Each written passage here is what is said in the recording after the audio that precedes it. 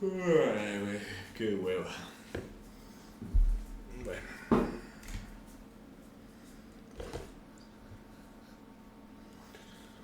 Pues nada, aquí con mi hijo, cabrón.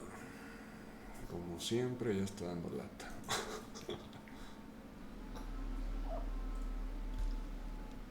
Vamos a ver la siguiente serie.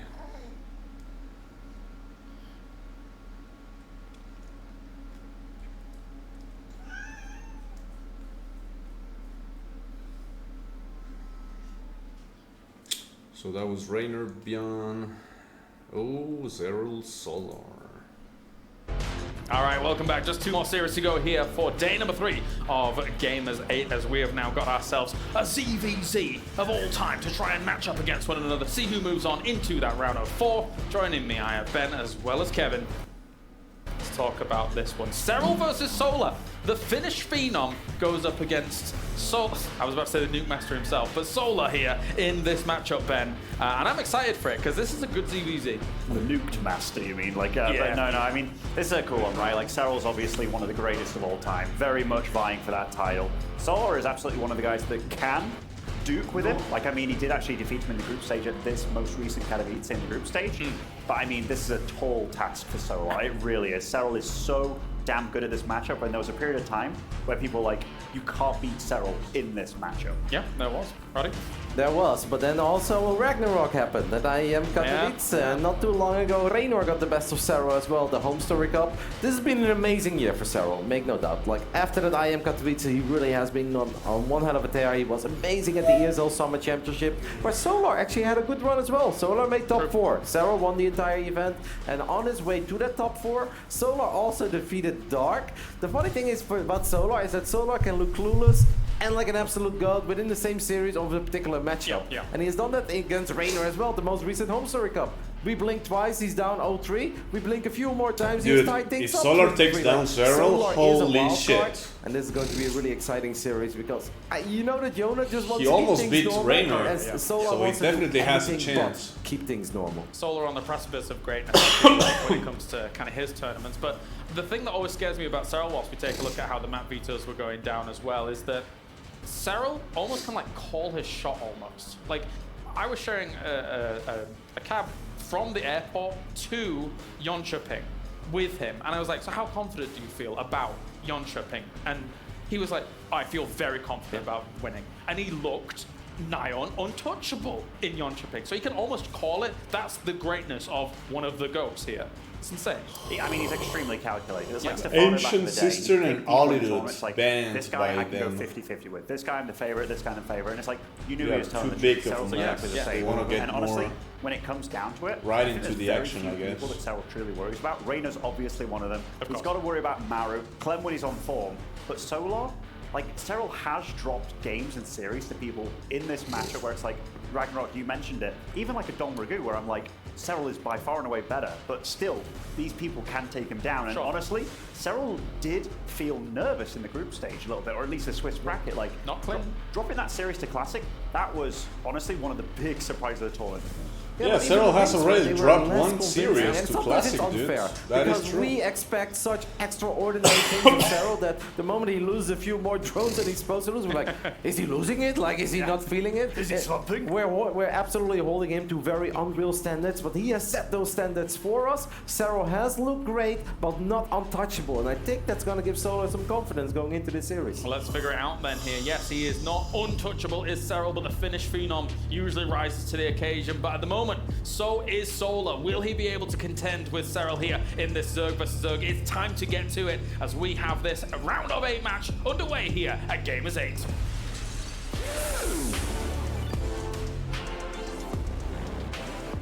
Well, now we're on the other side of our playoff bracket, and we've got a ZVZ queued up for everyone here.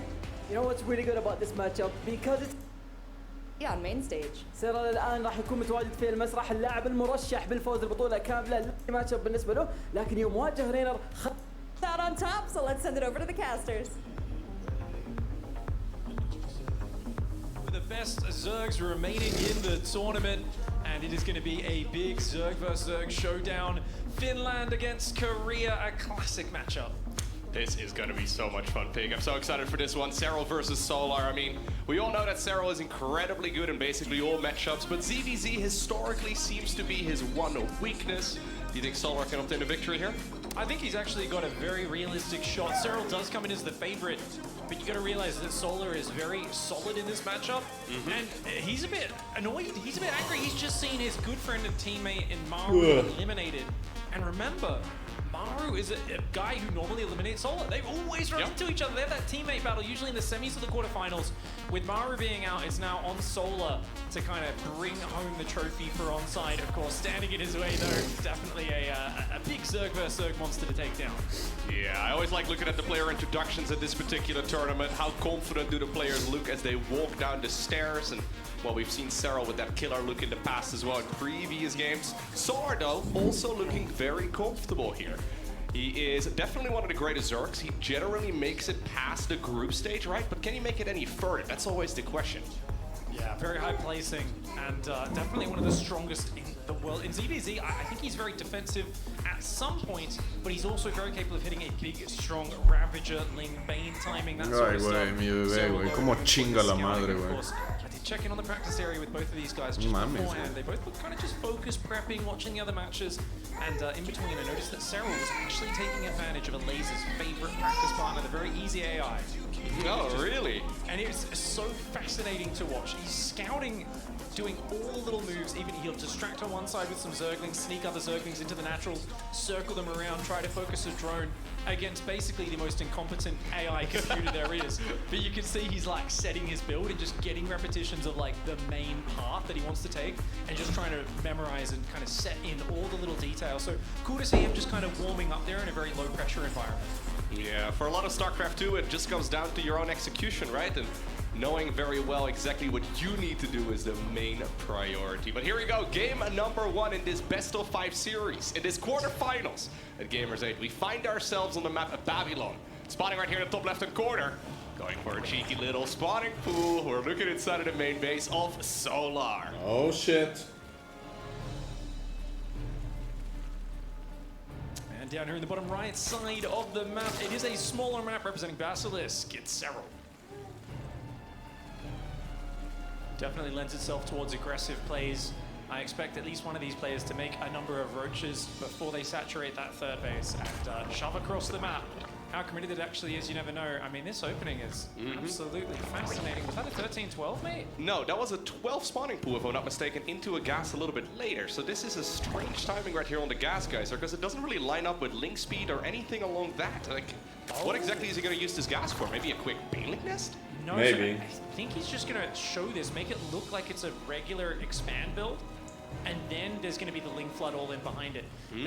Last time that Solar could be, beat Serral, but 6 links already coming, obviously. and he did a similar... He needs to hide them Link Flood. I from can't the remember if it was overlord. this opening or a different one. And wait, he's actually going to go straight Baneling. Wait, slow Zergling Baneling? Yeah. This is a crazy all-in. I haven't seen this take Serral down in 10 years. The reason why I brought it up is because this is something that people used to play back in the day, so that's the very first thing that my mind went to, but this is definitely a very uncommon build. Just to clarify, the most important upgrade in this matchup is using speed, because it's the most commonly made unit. He's not going for speed here. Maybe eventually he will, but considering he pulled a drone off, I guess not. Heavy pressure on just going in with slow Zerglings and Banelings as fast as possible. He's going to look to deny the expansion and get in to do some direct damage as well. Serral making a lot of units now. There we go, 8 Zerglings, 2 cores on the way. He's going to pull drones down to try and save that hatchery, but he's got to be careful. Some Banelings are morphing just on the edge. Serral sees it. He might have to pull back to the high ground. Fighting on the low ground is very scary against those Banelings. Yeah, this is a very, very quick Baneling nest here. He cannot really afford losing that many drones, so he's going to have to pull them back here eventually. So far, so good right here for Serral, but he's already lost 6 drones now. Yeah, oh my god, dude. Drones, that's a lot to go down. These Banelings, he doesn't have an answer for them. I think he's got to back away until his queens are here. He doesn't want to lose the hatchery, but he's losing so many workers there. Maybe too much. Another Baneling does come in. Another Baneling, dude. Oh, there's a queen now. Real good answer for the queens from Solar. He's going to go and chase those drones down. He's going to target fire that Baneling. Okay, nice. Any more worker losses. One queen goes down. I think this is already enough damage done right here by Solar, who will now transition away from this early game aggression with a small advantage. Well, I say a small advantage when you look at the worker count. 4 drones, 16 to 11. Solar's economy is booming compared to Serral's. Wow. 5 worker advantage, that is huge. And Baneling Nest it's gonna tech be very hard to already recover. at You've disposal. got the queen up as Serral, but this queen's popping out for Solar as well. Solar's already got gas mine. He can start his Zergling speed as well whenever he feels like it, but it really does feel like 18 drones to 13? Dude, that is insane, dude. Oh, this has to be 1-0 for Solar. If Solar doesn't take down this game, his mentality is gonna... Very, very long time, but Solar did make it work right there. And honestly, the way that Serral seems to practice, right, is by grinding out strategies over and over. Where are the queens, by the way? He will know the perfect response he still does not have queens ready? But this is one of those builds that's just so far out there, one that we don't really see because it's considered to be quote-unquote bad. So Serral will catch up because he had one It queen. may actually work better than some of the more optimal builds. Yeah, you know, no doubt Serral will figure out what he should have done in post-game. Yes. But Speed is it give up the hatchery? almost is it at the simply same dodge time the for banelings better both. with the drones, don't take as much damage finding those baneling cocoons?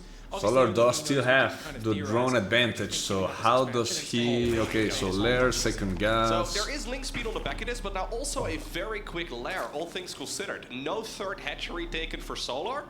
I don't know what's happening in this series so far, but Solar's going out swinging, and I love it.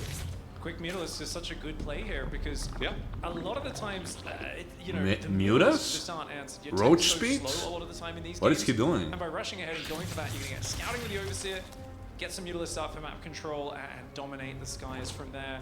Serral, he's down 6 workers still. And making Banelings defensively, but he's not 33 drones against 27, always he with basically the finished up the lair as Solar is now about to finish. saturation advantage for 2 bases. Making a couple of Banelings here defensively in case there's like a big link flood on the back of this. Serral, who normally is very well known for his scouting, can't really scout very much here, so he's playing a bit of a guessing game. Where you try to cover all of your tracks, right? Where you try to make sure you're, well, favored against every single opener. Serral is taking his third base. And that's what's happening so far in this match. If you look at the worker count right Yeah, now, Spire, okay, screens, yes, makes sense. Serral may have a faster third base, but he doesn't have nearly as many workers, and he doesn't have even remotely the same level of tech. Spire is already well underway. Roachhorn in the third base for Serral, but having played so safe with the Baneling Nest to follow up, link speed of his own, now going for a Roachhorn. This is too many things that are good for keeping you alive. They're not good for keeping up with a guy that's being greedy on the tech like Solar. Solar is racing ahead, and it seems like it's just going to be a very good plan to start the series on a small rush map. I really love the way this is going to set Serral back. Now, Serral's out there. He needs to get some information. If he can get inside the base, that'd be great, but Solar's done such a good job of blocking those Zerglings. There's an Overlord now sneaking into the main base of Solar, so at the He very obviously least he's got to knows figure out it's the fucking timing Spire, of that dude, lair. like, come on. The thing is though, the Spire is already about to finish, and considering this early game, that Spire is incredibly quick. Now Solar also snuck in with a Zergling into the opponent's base. Serral still does not have a lair to be seen anywhere. He's now going to start putting on some counter pressure though, and getting the cancel on this third would be huge. Oh, 2 Zerglings do set up the Baneling there. Nicely done by Serral. Denying the third would be nice. He spotted that Spire now. Spore Crawler does start out the front for him. Getting the cancel on the third would be great, but he's so far behind on workers that he can't afford a lot of Spore Crawlers. Only now starting his lair as well. Serral, he's trying to pull Overlords back to save those Mutalisks. Are going to get some guaranteed damage. Serral has to be picture perfect from this point on. And trying to get some drones up on his third base. Yeah, forcing the cancel on that third was massive though. The fact that Solar is not going to be able to run away with this advantage nearly as easily is really good here for Serral. Solar now also mostly settling for, well, that map control, right? He's sniping some Zerglings, a couple Banelings, now he's going after the Overlords. Since he got spotted, he knows he's not going to be able to jump in with these mutas and just clean up a bunch of drones. So he's settling for the map control here instead. Again, making it difficult for Serral to figure out exactly what the follow-up is going to be. We see mutas into, well, a roach bush. We see mutas into more mutas. We even see mutas into lurkers from time to time. It's going to be very difficult here for Serral to figure out, again, what he's playing against, but I like his economy how a much whole lot these better mutalists now, can with do? that third base set up and secure. 53 Secure drones the for third Solar, base, kill some 52 for Serral. Overlords. Solar is not really taking the economic advantage. He's just massing roaches. That tells us Solar wants to keep this game simple. Just damage with the mutas, force a lot of anti-air, and then bam, swing in with a giant roach hammer. Roach speed +1. And there's part of me that says, no, get further ahead, make more drones. There's another part that says, why make the game longer than it needs to be? Just take the path of least resistance, and I think Solar's doing that perfectly. Yeah, if he continues droning right now, I think he would be making a mistake, right? Because he's been making units for such a long time already. He took a gas on the third in front of that Zergling Scout. Yeah. He was trying to pretend like, oh look, yeah, I'm taking gases, I'm droning up this third base. So he's trying to give Serral that idea that there's more economy coming out than there is. And Serral took the bait. Nice. He's droning up himself. He's Nice sitting in the first station pit. base He's thinking gas about trick, behind, man. I like more it. Queens on the way. He's occupied with the thought of Mutalisks and that threat.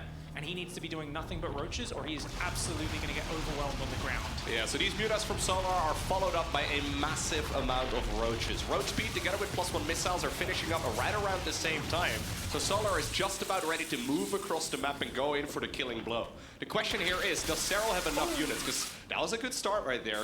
But yeah, does Serral have enough units? Now he notices as well that gas geyser got cancelled, right? So he starts making units immediately, but it might be a little too late. Roaches now coming across the map, 100 army supplies. Serral is going to need to pull off a miraculous hold.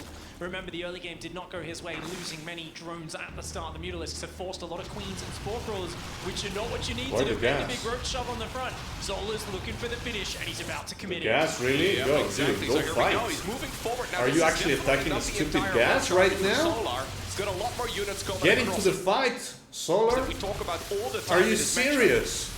Indeed, dancing back and forward. Serral with his queens backing up this defense. Serral will hold that easily. Spore Crawler there dodges those corrosive piles. Fantastic effort. The Mutalisks in the main base are slowly getting picked off by one queen. Serral Oh wow, is you're putting getting up a spawning forward. masterclass of a hold right now. The numbers are still in Solar's advantage, but I thought this would be impossible. Yes, Serral's doing everything in his power to hang on. That's a lot of Serral queens, incredibly good when it comes to reading this game, right? Like, he has very little information, and the information that has been given to him was the wrong one, right? With that gas geyser being built, there might still be enough here, though, for Solar to break through, but usually with these fights happening closer to the side of Serral, these battles will go in favor of the defensive player. Indeed, the roach count might be getting just a bit too behind. He's killing the queens now. Oh my god. Baneling's getting pulled in. Serral, Serral will hold, dude. Again to the front. He's down 15 army supply. More queens and roaches This rallying game will out. just keep Serral going. is fighting like a monster to hold on, but this was a crisp timing attack from Solar, and has definitely found some value. Serral, he's literally hanging on by his fingernails, and Solar is stomping on his hands, trying to break his grip on this game. Yeah, bringing the queens to the front as well, remaking the queens to the bases that he's got just to try and keep that larva production up, because Solar is not slowing down. As a matter of fact, he's fired up the +2 upgrade as well. He hasn't really dealt any economical damage yet, though, and there's 7 more workers out here for Serral, which makes me believe that eventually he should be bleeding out a little bit less than his opponent, but Solar is going for the overwhelm. There's more roaches coming out of the main. More roaches came in for Solar. He started getting amazing fights, but now more roaches come out for Serral, and he pulls drones at the perfect time as well. Serral is doing a fantastic hold here, and I think it is a success. He pushes back those roaches. I think Serral has held on. I did not think this game was recoverable from that early game, but he has done it. He's behind a full upgrade, but I think he's ahead on workers, so it should be okay. Yeah, he's not out of the waters yet, though, because +2 has finished up right now for Solar. Serral is making another base in the bottom left-hand corner. I think Solar is just going to continue shoving here with the units that he's got. He must realize right now that the worker count is relatively even. Obviously, he doesn't have the perfect information that we do. 53 versus 51 workers. But Solar has one more upgrade here. Indeed, and that is pretty important. Gets a Ravager as soon as he runs forward. Serral caught not looking for a moment there. Nice moves by Solar, but the concave, the positioning for Serral is superior. Of course, a big firing arc allowing all of his roaches to shoot at once. Trying once again to break through it, but I think Solar is starting to realize that this is unlikely to happen.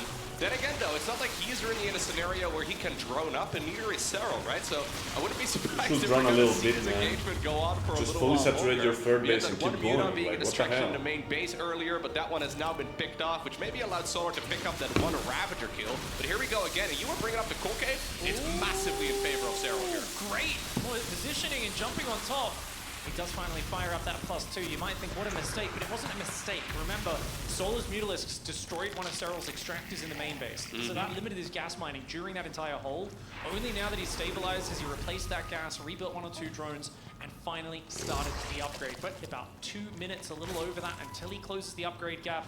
In the meantime, Solar still has the economic advantage, at least now with the 4th base opening up, and he's got a big roach momentum advantage as well. Serral is still on the precipice, just barely hanging on. He's got to fight another couple of holds before he can even this out. These positionings Zero has to of be Cero careful, here man. are really lovely. All right? these fights, Constantly getting that Zero surface area always advantage where has he's setting had up the concave. In the meantime, the best though, we concave, do have a dude. Look couple at of this, roaches in the always. bottom right corner of your screens, sneaking into the natural, sneaking into the main. I believe they got a queen kill, which is definitely not bad, with all of these fights being so ridiculously close. Nice defense though, 2 drones and a queen, not too bad for 4 or 5 roaches. And Solar right now, he's still looking for a simple finish. 51 drones, massing Roach Ravager. Solar is trying to really do this, that kind of heart of the swarm style. He says, you know, back to basics, overwhelming numbers, let's keep going. The problem is, as these fights go on, he's got to be careful. I like this split attack, comes in from 2 sides. There's Cero with a quick reposition. That's a better concave, Yeah, but Cero's still, look been at the investing concave his for money into Cero, other things dude. as well. Oh Does my he have god. enough right here to actually hold on? Those corrosive balls are being dodged, but he's forced it on Micro Solar. That is into the army here of his opponent. Cero, though, is starting to gain the advantage here in this engagement, if I'm not mistaken, with the reinforcements coming in. Oh, the He's transfusion sniping the of Ravagers, Solar, man. really good focus fire on those Ravagers. The +2 was great. Cero's losing his Ravager count. Remember, he was down an army supply this whole time and down an upgrade, and it feels like that might just barely be enough for Solar. Having to work his heart out, but after a fantastic surprise Ling Bane rush at the start of the game, he manages to take map. Verga, güey. ¿Qué onda, Rodax? Saludos, brothers. Display of skill there from Solar. This was an excellent example as to why both players were hesitant to spend their resources on anything that wasn't the drones and a whole lot of roaches. We saw Cero right there queuing up around the drones. I think he made like 4 of them. He got Burrow going and he got a, what was it, a +2 upgrade of course as well. And that one wasn't done yet here with this particular engagement. Sí, güey, Reynor y Solar, Reynor y Serral en ser contra ser son mortales, güey. Son dioses contra Protoss y Terran, pero en el matchup, en el mirror matchup, güey, ahí es donde sí pueden perder, güey. You keep forcing Roach fights with equal numbers over and over again. It turns out that gives you some insane value. Cero, though, I think looks strong in terms of his ability to almost stabilize in that game, to almost hang on and get back in it, because that was a disastrous early game. As we can see on the screen there, this caught Cero off guard. He lost way too many workers at the start.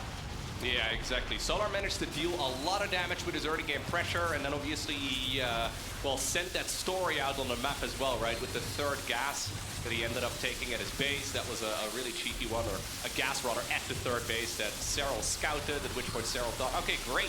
This is going to be a game where my opponent is teching up further, and then he ended up canceling the gas. Cero was dealing with very limited amounts of information, but he was still doing really well, all things considered. So I don't think Solar is, he's obviously going to be happy with his win, but I don't think he's going to be convinced that this is going to be an easy best of 5 after that.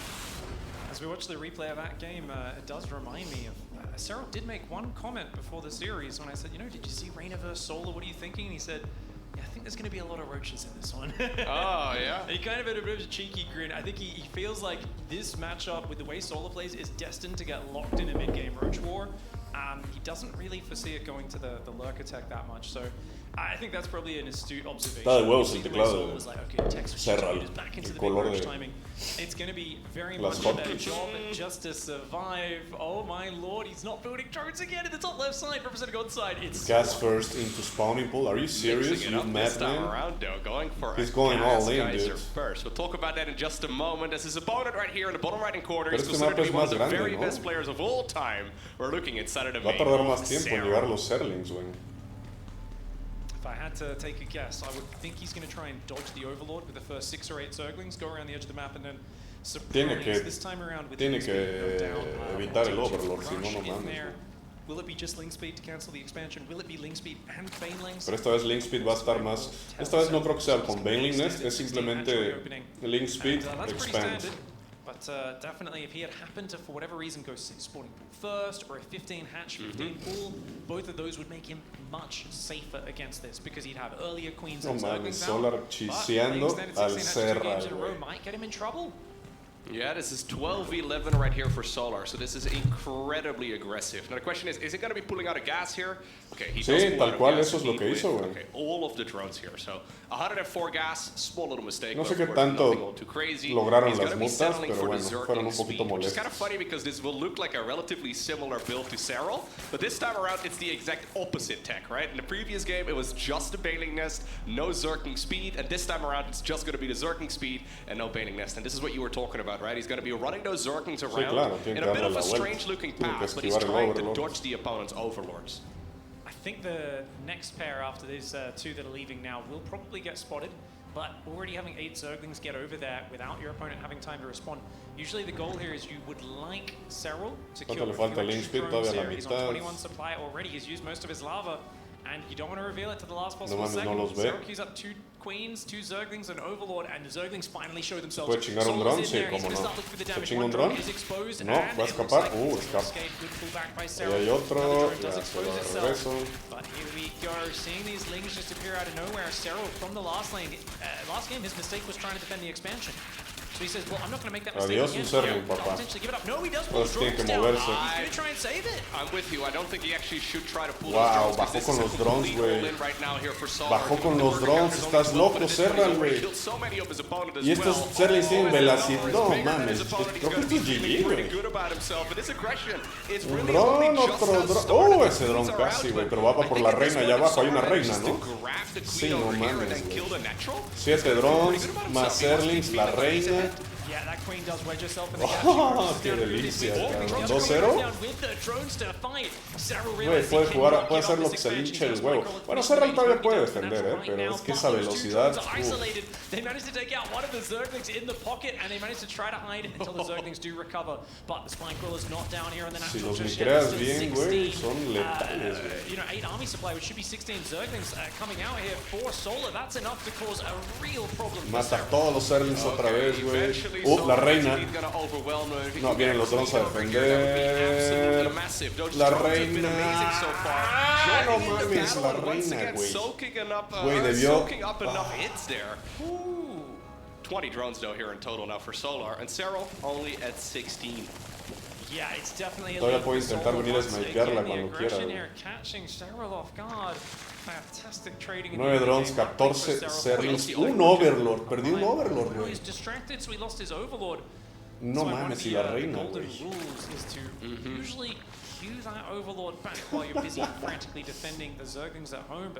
Sí, pues es lo que digo, güey. Reynor y Solar, donde sí pueden perder, donde son mortales, es en el mirror matchup, güey.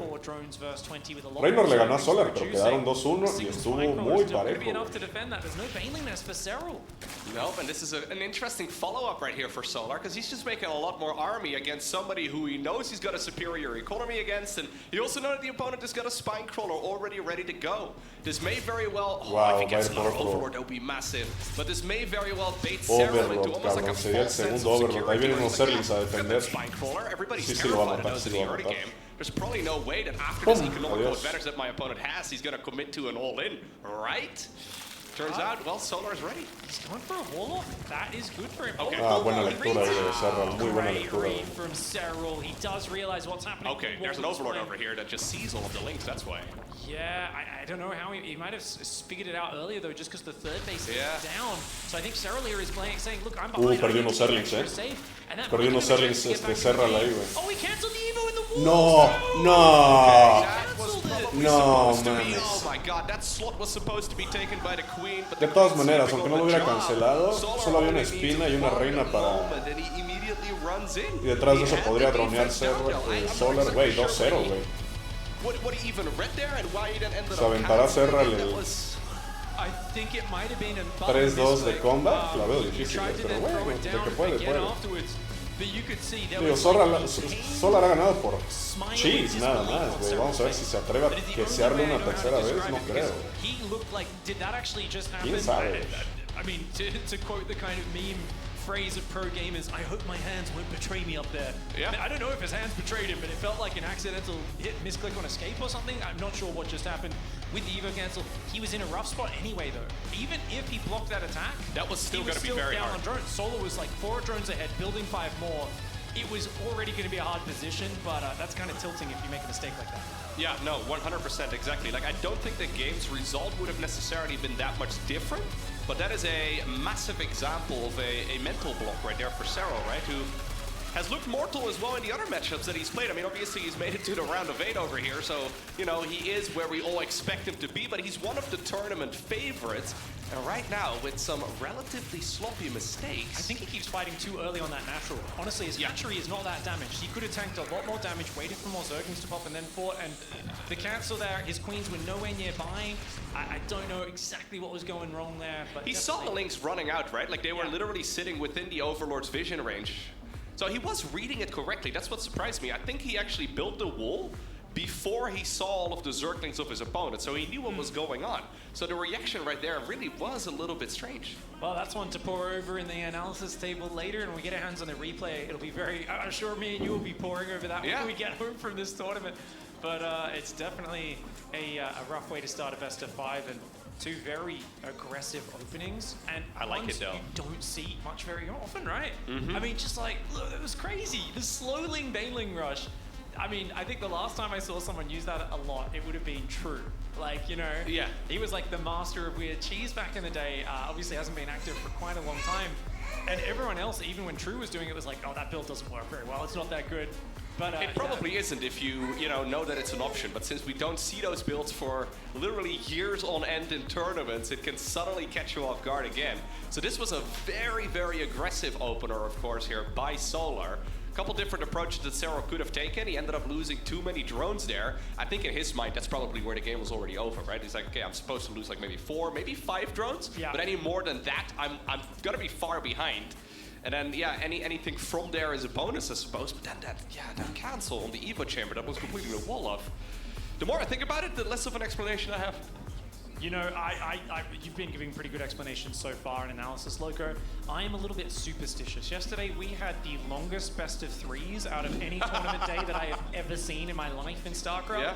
It was like a 45-minute game into 40-minute game. And we didn't even do the B-Stream games, right? There was a series going on there that took like 2.5 hours. The Laser Spirit series. I was like, why do they keep playing reruns of this series? They're like, no, game 1's been going for an hour. And it was literally 2.5 hours long, I believe, Insane. Part of me is superstitious and says, okay, so today we're going to get, the quicker series and the quicker games. The other part says, yeah, superstition meets Serral. Serral is not going to give up that easily. Serral is not just going to get taken out by a rush in game 3. He is going to be rethinking his response, say, okay, just be a little bit more methodical with those drones.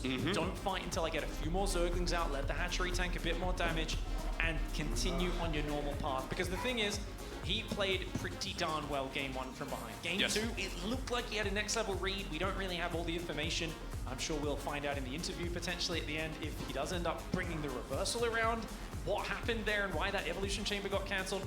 But for now, I feel like the slippery slope is all mental. It's psychological. Yes. I'm putting myself in his shoes. I'm sure you and everyone else watching is, and we're all thinking, man, I'd not be able to focus after a couple of games like that.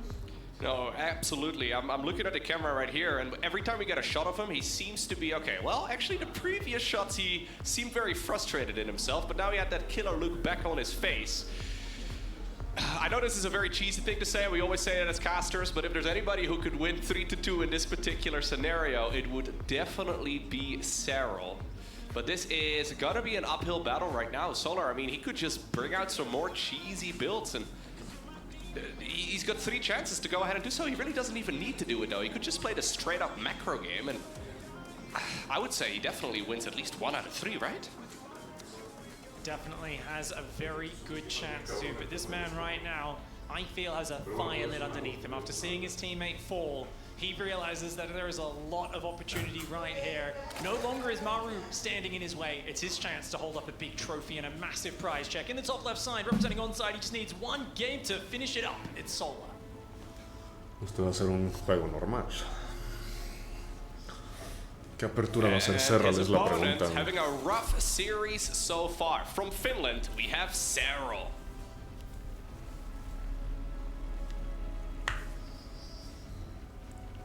Oh. All right. No more room for mistakes. No, absolutely none. The thing is, though, the mistakes that Serral has made so far in this series, they're all very small, right? They're all very minor. In game number 1, what were his mistakes really? Well, he was going up against a build, he didn't really have a lot of scouting information, and he was making the best of a tricky situation. Then, when he held the initial attack, the roach push sort of ended, and it turns out, well, Solar was just making more roaches on the back of it. He was making an upgrade. He also was getting the burrow research, right? So Serral está haciendo la misma apertura estándar, roaches, and therefore, eventually the roach ball that Solar was making was bigger.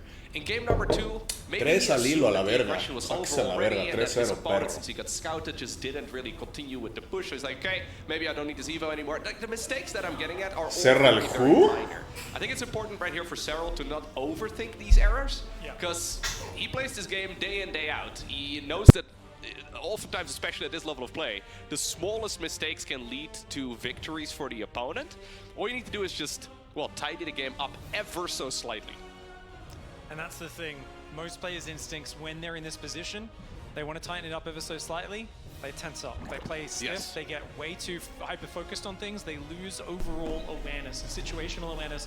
They start obsessing over everything being perfect, and that's not it. It's just a few things went wrong in the early game. You got to just, you know, wipe your mind clean and move into the next one as if nothing's happened. You know, obviously, if you see the specific problem, yes, you know the reaction better. But there was no problem here, right? Like, obviously small mistakes, but no overarching, like, no, it's not like he accidentally, I don't know, forgot his queen injects or got supply blocked or something silly like that. He's not hitting the 36 supply block every game or anything like that. You've been watching my stream, Pete. Oh, me and you know, birds of a feather cast together, so...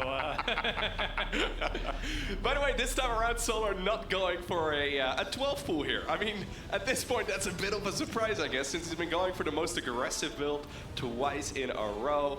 This time around, it's just going to be a standard hatch into a gas, into a spotting. Nice little bit of Zergling harass. If you get a lot of damage on the hatchery, it does often lead into the ability to rush some Ling Bane, trying to cancel the third. For now, though, looks very standard on the openings. Both of them just poking for scouting info. Queen's trying to deny info. Cyril does lose a Zergling, but he knows now that there is a Baneley nest at the front. And there it is. Solar going for the cheeky little Roach Warren. This is a build that we've been seeing a lot over the last couple of months. This is one of those strategies that's difficult to scout. Cyril really wants to get in with some speed links that he's finishing up right about right now. This is the build he was practicing versus the very easy AI when I was watching. Okay. He's going to pressure the third with some Lings, and oh, actually he's making Banelings on the left. I thought he was just going to scout that. Oh yeah, I actually thought the same thing. He was going to run those in right now, but he isn't. Oh, it's a nice pressure. It's not very committed. He's droning behind it, and he's actually up in drones while he's doing it. But this is important because it gives him the chance to maybe spot those roaches coming out. The worst case scenario is if Cyril loses all these Zerglings and then loses his map presence, and then the roaches run in. Here we go. Baneling's trying to sneak through the left. Queen's in a Baneling there. Nice detonation for Solar. Does block that. Whoa, Baneling does get 4 Zerglings. Yeah. But I guess he sees the drone saturation was kind of light. Cyril might have been tipped off. That's not a lot of drones in that mineral line. Yeah, exactly. There were also a lot of larvae just sitting around there. Solar could have started up those roaches a little bit sooner. Cyril really needs to stop droning, though. He's got himself another gas coming right now. He's got himself a Roach Warren coming as well. Economically, Cyril is very far ahead here, but has he read this game correctly? Okay, now he sees the roaches, so he realizes that this is a very committed aggression right here. Verga, güey. Pues este es el all-in de Solar otra vez, güey. Va a Va evacuar los drones a la verga, güey. Me parece una decisión acertada. Yeah, I think roaches are more important, and he's a little shy on money. La jugada para Solar es chingarse la tercera, Like entonces. it's a lot of roaches. ¿Por qué no lo va a poder romper en la Baneling's coming in. The natural? Zerglings of Cyril realize they aren't that useful. They're going to go for a backstab. Oh, here we go. I wouldn't have minded an Evo chamber to wall this off a bit better because he doesn't have the wall off. The Banelings are getting set off. That's a big problem. Cyril lost his Banelings, which means the Lings No can flood tiene in. Banelings para Massive pelear mistake contra for los Cyril. The Zerglings, güey. Banelings of Solar also stopping his Esos Zerglings from coming back. Banelings soneando los Zerglings ahí. Amazing push right Pero here qué buen from surround Solar, ahí, and he's catching his opponent off guard. Verga, Cyril no, has es the mucho tools at daño, his güey. disposal No to mames, obtain this 3-0? victory against 3-0 a this Zorral? particular ¿A attack. Serral? But with those Banelings out of the equation, he can't deal with the Zerglings. He's desperately trying to make defensive units here, but he's already lost a little too much. Cyril underreacting to this push. He needed to wall off the front of that natural with an evolution chamber to buy time. But Solar's so decisive and showing such well-planned aggressive build orders. He's in his face right now. Cyril's still up 3 No, workers. mames, ya se lo comió vivo, güey. Yeah. ¿Cómo matas esos Zerglings, güey? Son un chingo. They're so fast and they can swarm over the lesser numbers of Cyril. Yeah, I wouldn't mind seeing a couple of them commit indeed to fighting right over here in that mineral line. Let those drones soak up some of the hits, and some of them will ultimately go down. Economically right now, Solar is in a really Mames, Solar, güey, 3-0, güey. victory, and he gets it done. A 3-0 win by our South Korean Zerg over Sarah. Ooh, whoa. Absolutely stunning. Oh. No mames, necesito capturar esta mierda, güey. A 3-0 win by our South Korean Zerg. First done. A 3-0 win by our South Korean Toma, perro. Zerg.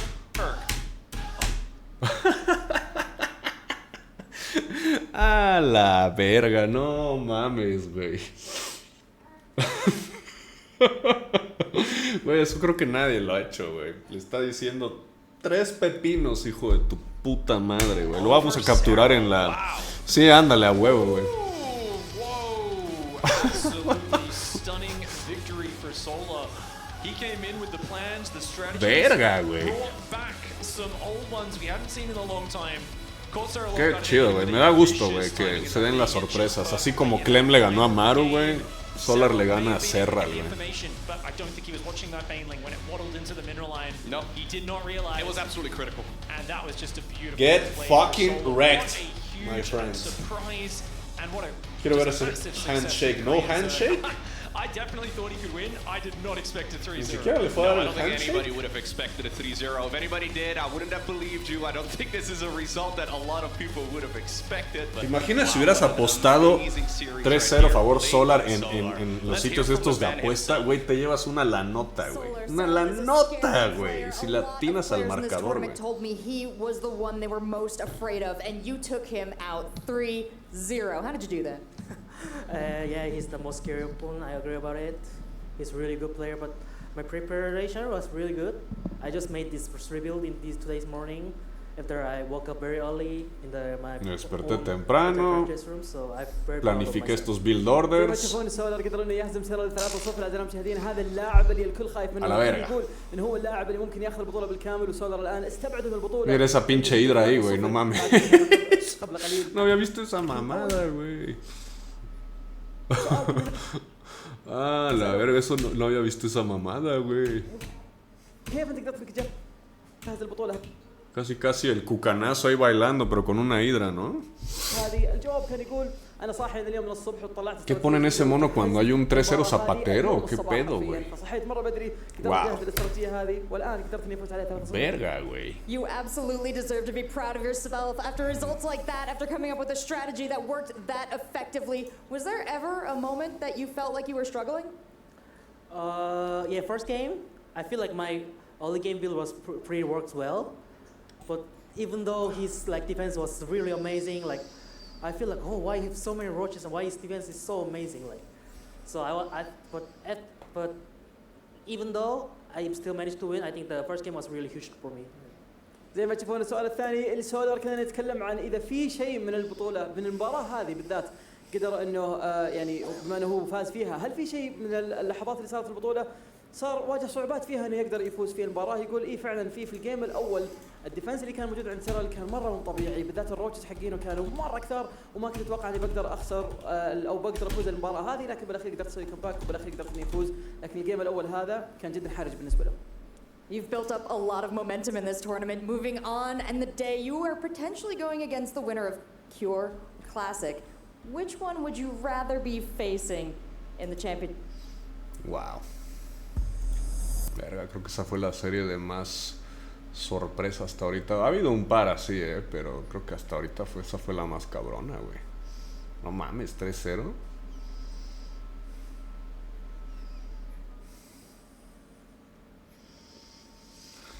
Oh, esta es buenísima, güey. Va a ser una serie de 2 horas, cabrón. Creo que me la voy a echar mañana, güey. Cure vs Classic, esto va a estar buenísimo. Porque según yo, Cure es un monstruo contra Protoss, güey. Pero ahorita Classic está jugando súper bien, cara. Vamos a echarnos la primera partida. Welcome back to Gamers8. We have just one more series remaining for today, and it's going to be a belter here because it's Cure going up against Classic. Our one remaining Protoss must survive, Ben, if it's trying to actually do something here for Protoss in the tournament. Joining me, Loco, as well as Pig, to talk about this one. Pig, I would love to see Classic go further. It is quite an uphill struggle, though, going up against someone like Cure, who haphazardly always looks really, really cool and great. I mean, Classic is destroying this tournament. He's looking next level. I actually think Q is the best TVP player in the world, hands down. Yeah. I think he's better than Beyond and better than Maru right now, so it's actually a nightmare matchup for Classic and the Protoss hype train. I mean, Q is just on, he doesn't do anything special. Standard, solid, and better than anyone else in the matchup right now. Yeah. Cure didn't have the best road to the round of 8, right? So it's maybe something that people could put a little asterisk right next to. But the thing is, he hasn't actually played against the Protoss in this tournament. And like Pig was already saying, his Terran for planet.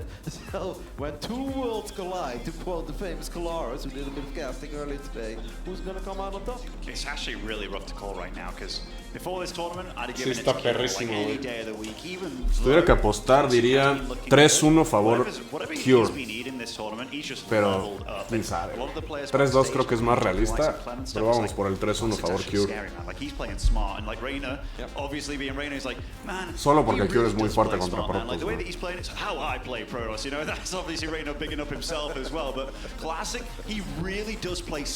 Like some of the things that he's been pulling out, where it's like, hey man, I'm gonna go 5 Robo Disruptor from here on out. When you get to kill those one big army, he gets to reinforce very quickly. And it's not just that, it's also just a defensive blade, a lot of cannons and batteries and the insane amount of probes, no longer staying on 60-something workers. No, this man goes all the way. Can he be the Protoss that sneaks into the top 4 of this tournament? In the bottom left side, representing his new team, Twisted Minds, it's our Korean Protoss Classic. Sí, no, el Classic se va casi como tipo Ser, güey. 80 y tantos props a la verga. Representing Abydos Gaming, it is Cure. Lo que no me gusta es que pone muchos Artosis Pylons en sus defensas con baterías y cañones. Pone un puto Pylon como para 8 estructuras, güey. No sé qué le cuesta poner un pinche Pylon más, cabrón. It's a hot pickup, quite literally. Altitude to start things off here. One of the maps that we tend to see a lot less, but when it comes to the best... BRB.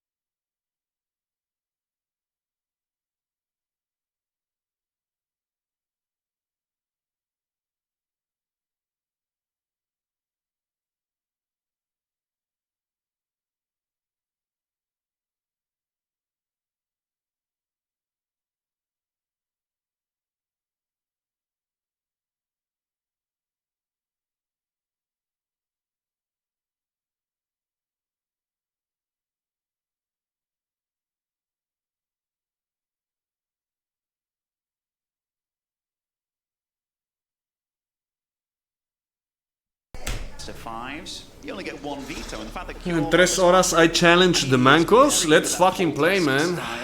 Mañana me opero, así que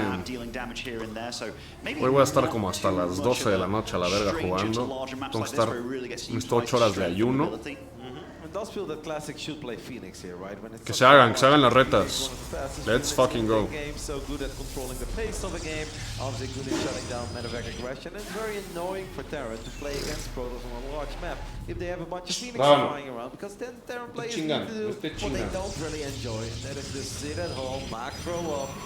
Rely on one big push. A lot of them love to be active. That's something that's very difficult if a map is this large. Now there is obviously a chance that Classic says, nope, I don't want to do that. I'm just going to go ahead and play some Twilight Council. And then Cure obviously could use the fact that this is such a big map with a lot of airspace as well to his own advantage and start flexing some of that macro multitasking muscle that we know he absolutely possesses. No Worker Scout from either one of them, so both playing in the dark very much so right now. And Cure even going for the Marine Expand, which is kind of a greedy, risky build. If he was against any sort of gateway on the map, he would be in a lot of trouble, as you see that he is scouting around for any of those shenanigans just to see what's up. Will be following up with a factory and reactor on his side of things. So, do you think this is going to be potentially for Hellions or just whipping out Marines and what have you? That could very well be the case. Interesante sabor. Crazy what Classic is doing as well. It's a depth into Sentry, right? A depth into Sentry would not be very good against. Se me hace bueno. Estás jugando ciego, güey. Quieres mandar una alucinación de Fénix. Aparte de la Adepta. Estos son los dos scouts de Classic. Adepta para sombrear y ahorita una alucinación de Fénix. Y follow up de Twilight Council here. So there's a good chance that we are going to see Cure have a lot of fun with mana packs this time around. As Classic is adept, makes it to the other side of the map. He's going to try to get a bit of a scout off. He obviously hasn't seen a Reaper yet, and that in and by itself is a scout for Classic, where he's like, oh, okay, cool, you don't have a Reaper. He's going to see a couple Marines, going to see a couple Hellions. I think at this point, he knows there's a good chance that Cure is going to try to do something in his main base around the 4 or 5 minute mark. both just setting up very macro-based at the moment, you know. We have 2 extra gates going up for Classic. This kind of spells to me that, hey, going up for a very solid 3-base situation where you get to blink out, it could be add a little bit of pressure, do that kind of stuff. Cure on the other side of things, getting a medevac out. He's already got quite a few Marines here.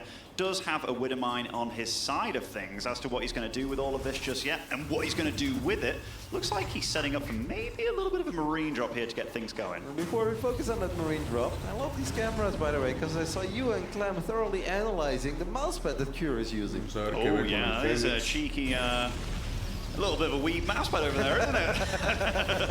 Chingándose el prof de la tercera, güey. Buenísimo. We have one of the pros getting picked up. That's obviously a big pickup already for Cure, because that means that Classic is probably going to float some resources where he's not able to spend that money. But it's more important that Classic somehow picks up on this medevac that's heading towards his main base. These Marines, of course, don't have stim or cover shield, but 7 Marines can still pack a punch if your units are not in the correct position. That's why the Stalkers are going to try to make their way over. You have to be careful if you're Target Cure fire as well, props. these Stalkers are getting closer to your medevac, they could very well get enough shots up to take it out. That's not the case. We do have that one Mira ese pinche Hellion. Great job, by the way, earlier in denying that Nexus. Es increíble con poquito nada más, ¿no? Lo que hacen estos güeyes. He actually ends up losing a couple of probes against his Hellion. It's actually amazing for Cure. Like, even the trade of 2 Marines, a Hellion for 3 probes at this point, also getting this big scout so he knows he's up against the Stalkers. I don't think he committed to the Widowmine stuff either. Like, is this his 2nd tank on the go? I mean, his defense is looking pretty solid. Okay, it's going to be his 1st tank, but still, he's not been skipping a beat, and he's got good info to work with. In Classic, he's on his side of the map. What's he going to do from here? Well, apparently drop a Templar Archives, man. A 2-base Templar Archives before the Nexus. So we've got a Robo, a Twilight Council, and a Templar Archives, all of 2 bases. This is something that would make some sense to me on a very tiny map, right? Especially in that previous map pool that we had. I felt like we had a few very small maps, so I was like, okay, I get it. It's just too scary to go up to 3 bases very early on. Terran push is going to rise quickly. Classic is not playing an economic build here at all. So that's kind of unidades en la main para defender ese drop. Series started, right? Where we're like, Classic likes to get a lot of workers, a lot of bases, just play very defensive. I guess this is defensive, but it also feels to me that he's putting himself in a pretty awkward spot here. A really awkward spot. I mean, it feels like he thinks that he's going to have to deflect a big 2-base push. Yeah. And looking at it, that probably is what's going to happen. I mean, that is a very orthodox play style. Cure, on his side of things, saw a lot of Stalkers, but they haven't been on his side of the map yet. I mean, honestly, they're both obviously mind-gaming one another quite a lot here. And I think they're also just showing a lot of respect to one another. Oh, feedback. No, se alcanzó a pensar las torretas, güey. Ese feedback hubiera sido buenísimo. Nice, but still too Digo, estas torretas no van a hacer nada, güey, pero pues mejor usarlas a que perder la energía. 8 gateways he's going up to, man. And I mean, his probe count, it's decent, obviously, but 8 gateways to work with. This is very much like the olden days where it's like Protoss just chose to go either the Colossus tech or it's like, yo man, I'm gonna go lots of charge, lots of blink, high Templars. Now we have a missile turret going down as well, because Cure, I think, is a tiny bit worried about some DPs down the line, or just a War Prism with a couple Zealots or High Templars sneaking into his main base. Va a chingar la tercera base. War Prism kind of missile turret.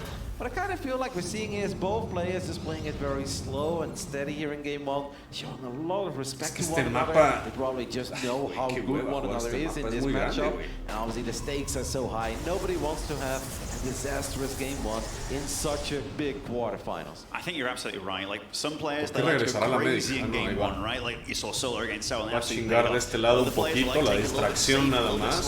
Ese pylon. Y ahora viene el putazo en la tercera. Verga, tormentazo. Verga, ese Fed, güey, esa médica tenía toda la energía, güey. De un feedback se murió, cabrón.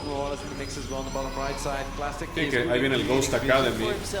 Cure already has analyzed a couple of the games contra los Templarios, and he will know that the key to success is taking out those observers and spawning pylons over and over again. Because if Classic always sees your carga de Zealots, Prisma, Robotics Bay, Forja. Absolutely. Forge on the go, Robo Bay on the go as well with the 2nd Robo. We've already seen in this tournament how good. ¿Quieres que ya saque los perros?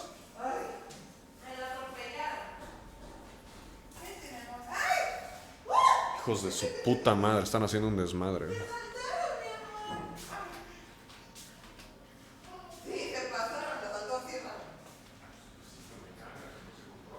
Rábalo, Tomillo, ya. Ya, dije.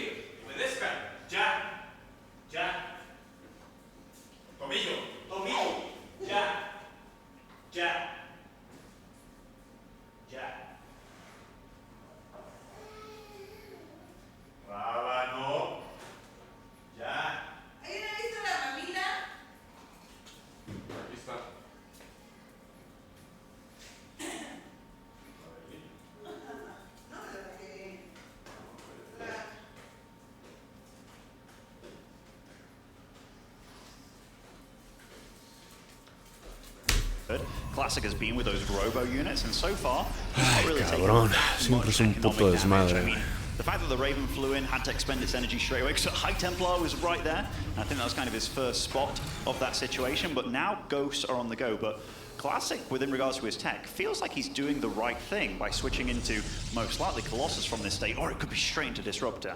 Yeah, there will be a lot of splash damage, but one thing to keep in mind is that he doesn't have any upgrades. And the Protoss army is absolutely going to need some upgrades, but Classic probably feels like, well, I can't do everything at once, and that is correct. But that's because he went for a super quick storm. I kind of felt that this wasn't really the game to go for quick storm.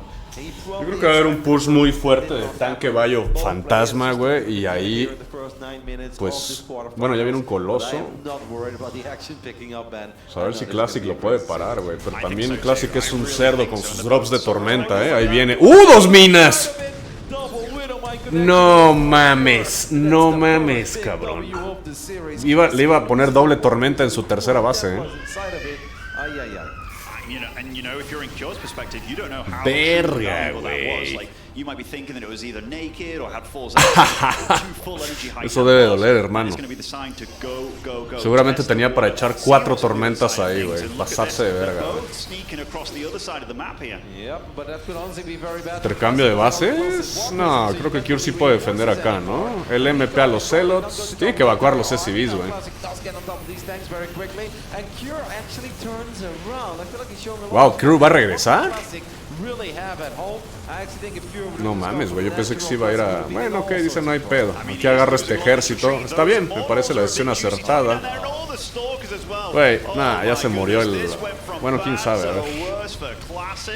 And even this Immortal, if he gets out of there with that, he can count himself a little bit lucky. Back at home, at least, he has... La veo difícil para Classic, So, it's not dead in the water, but he has to respect that freaking Raven. Los Ghosts van a hacer mierda este ejército, güey.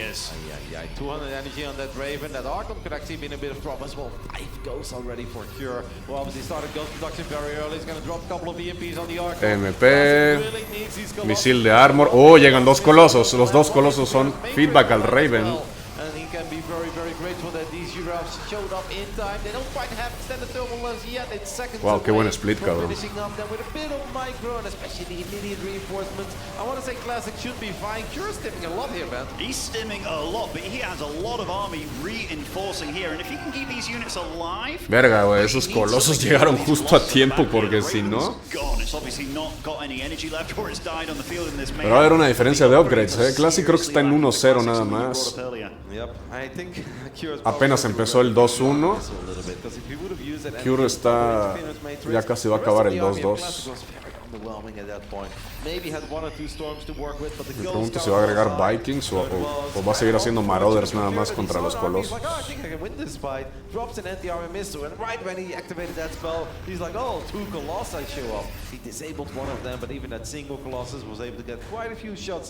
And that is what allows Classic to stabilize. The supply a little bit deceiving, obviously, as Classic is on 4 bases, but his army right now is very hard to engage with what Cure has. And you see this, he's starting to do what he does very well. Very reminiscent of Polt in the olden days. He's got an army on the left side of the map, going into the main base here. Behind 2 High Templars, very quick to react to his Classic though. Yep, double storm, gonna try to save that Archon. That's obviously not going to work. Classic otro MP. No mames, el coloso, güey. Cure does not say no to donations. Gets on top of it immediately.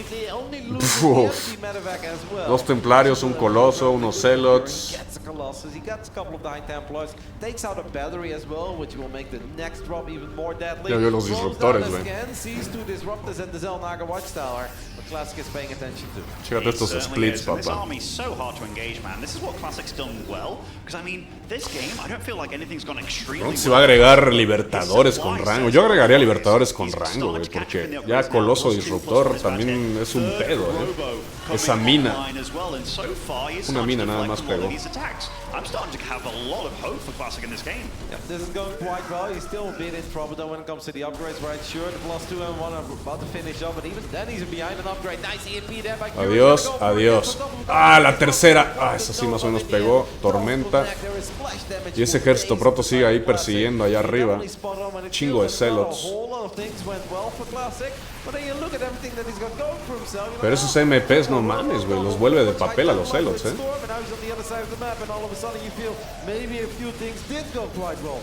I mean, also, Cure didn't really get the damage done that he was looking for with any of this, right? Like, Classic was very quick to react. +3, +2 starts up from now. He's not missing a beat on those upgrades from this point on. 3 disruptors at a time as well.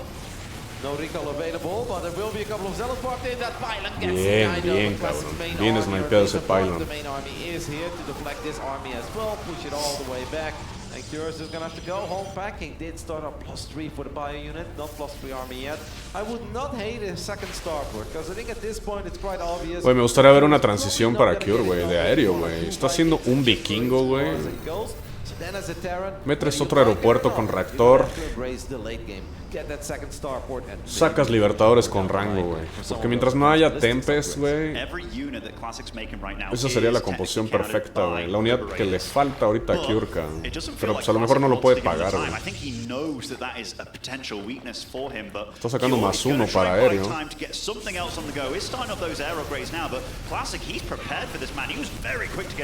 Verga. Se va a llevar este CC, güey. Un chingo de CC, de SCVs, cabrón. Verga, hay 2 ejércitos de Cure pegando, güey. Ah, la verga. Base trade. Ese bunker ganando muchísimo tiempo, güey.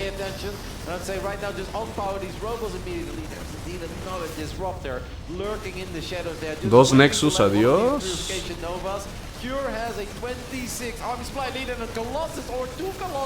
¿2 colosos muriéndose? No, esto se ve mal para Classic, ¿eh? Claro que puede hacer recall, pero está perdiendo muchísimo en casa, güey.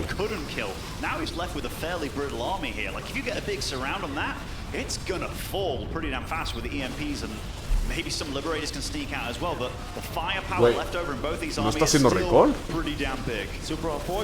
Oh, está haciendo un Nexus allá arriba a la izquierda, güey.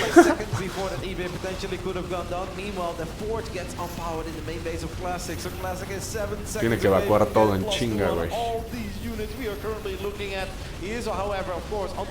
Está excelente ese Nexus porque ahí es donde el último lugar que se le va a ocurrir a Cure ir a buscar, güey. A menos de que mande ahí algún chalán a construir algo, güey. I mean, we might be left in a situation here, Kev, where the only bases left on the map are those 2 bases left in the top left for both of them, which is so damn weird. No seas mamón, güey. Cure ya lo vio, güey. Mandó una unidad de ese lado, güey. Ya lo sabe, güey. Ya lo sabe. Taking out these 2 PFs, it will be a little bit tricky if that one can get up. Looks like it will be denied 4. Esa fortaleza, Dios, tiene que reparar ahí, tiene que ganar algo de tiempo. No, ni siquiera se molestó en reparar, güey. Está haciendo algo más, güey.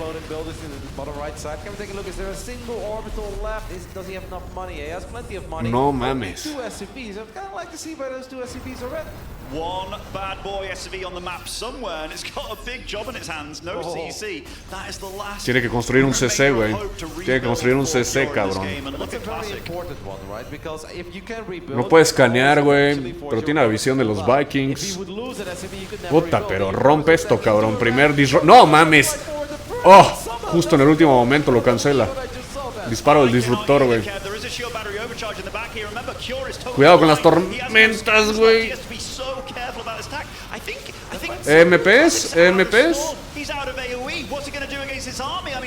Ya no tiene nada, no tiene splash damage. No, ya se murió, güey. Ya se murió, güey. Wow. Qué primer juego,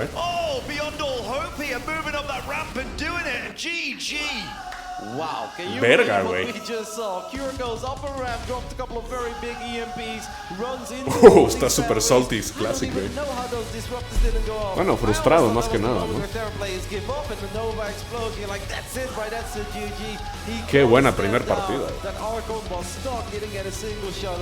And Classic, looking at that final fight of Ben, will be kicking himself for losing those two Colossi in the main base against, what was that, 2-3 Marauders stepping forward. If he has two Colossus there is a 0% chance Cure can get away with that. There was even a moment where the Liberators seized up and like the SCVs were hugging the Disruptors. Man, esos intercambios de base siempre son caóticos, cabrón. Pensé que iba a ser recall Classic, pero nunca lo hizo, güey. He has to win right here, right now. And it doesn't matter what is up that ramp, he just has to go. And he ran up there, the Disruptor. I mean, that must have been milliseconds from going off in that army, and that even could have swung the tide.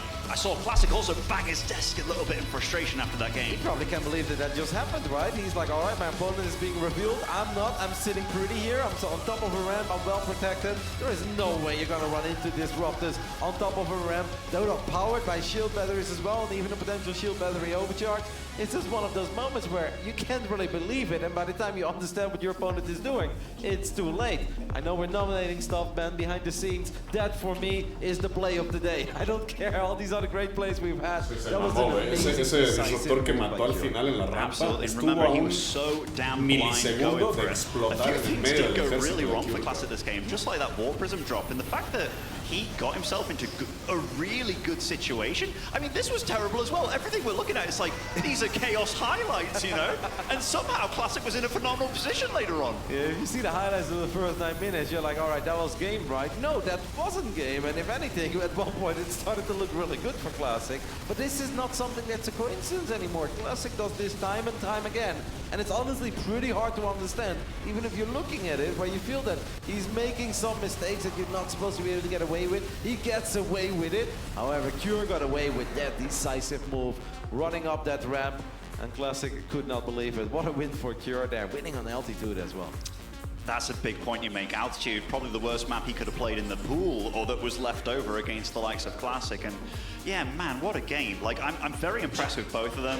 I'm impressed by Classic's brain. He's basically a brain toss at this point, the way that he's playing. It's just smart, cool, calculated. Even when things go wrong, it seems like everything else is going right. And the fact that he did the Colossus transition like he did against the Ghost and stuff, it was just a cool way of approaching the Storm into Robotech, you know? What's very cool as well is that he doesn't need to be 15 workers ahead to apparently be comfortable against the race that he's playing against, and I find it fascinating. But we have some other fascinating stuff happening over here, Benjamin, as the boys are leaving town, and we're going to talk about that soon. In the bottom right side of Grasbon, we are looking at the main base of the Korean Terran, who has taken the 1-0 lead here in our final quarterfinal of the day. This is Abydos Cure.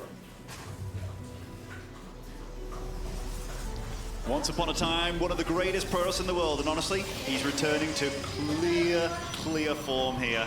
It is the Red Protoss, it is Classic.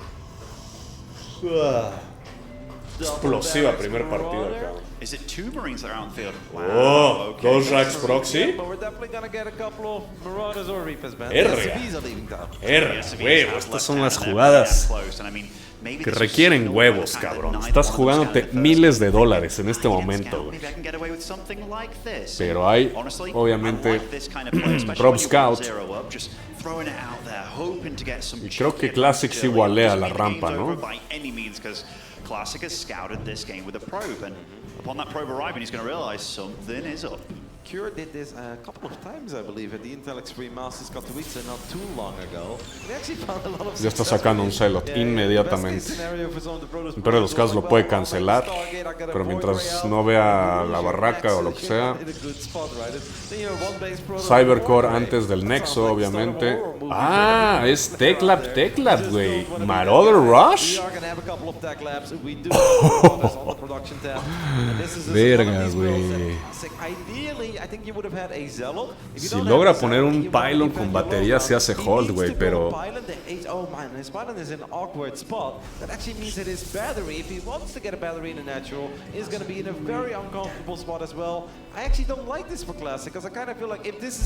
Concussive Shell, ¿dónde está el upgrade del Marauder? Ahí está.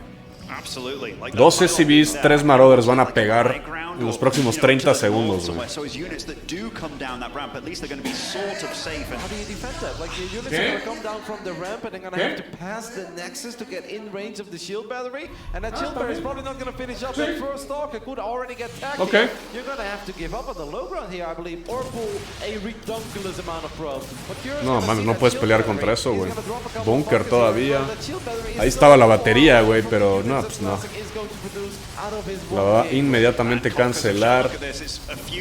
Adiós un prop. Adiós otro prop. ¡Oh! No mames, creo que fue un error de Cure no snipear esa batería, This is rough. These Marauders can potentially run forward and snipe that, but Classic's doing a really good job of barricading. Güey, no sé por qué no mató la batería, güey. So far it's absolutely perfect, but the Marauder count is still going up, and at a certain point the Marauder count is just too damn high that not even a single shield battery can save you. Do not count Cure out just yet. ¿Por qué son 8 horas? No son 16 horas. Dijo 8 horas de ayuno. Sí.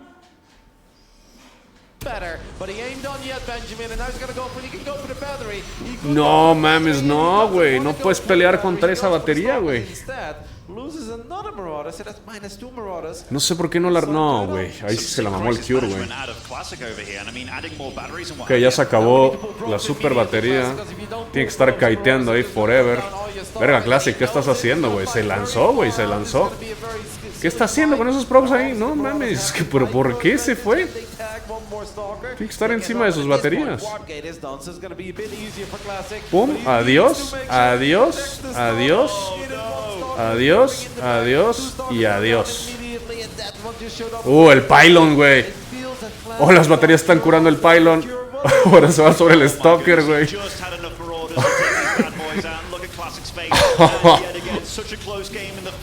No mames, güey. Y pudo haberla salvado, quién sabe, güey, pero... No, ahora se va sobre su cara, güey. Se va sobre el pylon que está de ese lado. Salen los props. It's an unfair fight, and Classic knows it. It's just sinking in at this point. There's nothing he can do to save these stalkers. They will just get tagged over and over and over again. Wow. GG gets called. Cure smiling a little there, getting the cheeky 2-0. Oh, qué sabroso ganar así, cabrón. Verga, Classic está en match points, no mames, güey.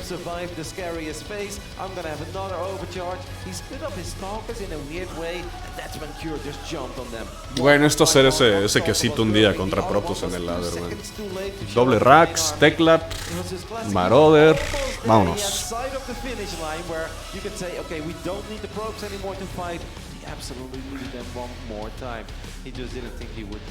No, absolutely, and you're very right. Those probes are doing such a good job of just being a body blocking force there that, you know, you couldn't cross, but the fact that Cure doubled down, tripled down on that Marauder production, I think here he made maybe a small little error of not focusing that shield battery earlier, because once that got up, it felt like, okay, Classic's got sort of a chance here, but very well handled by Cure. He did everything he had to do with these Marauders. Yep.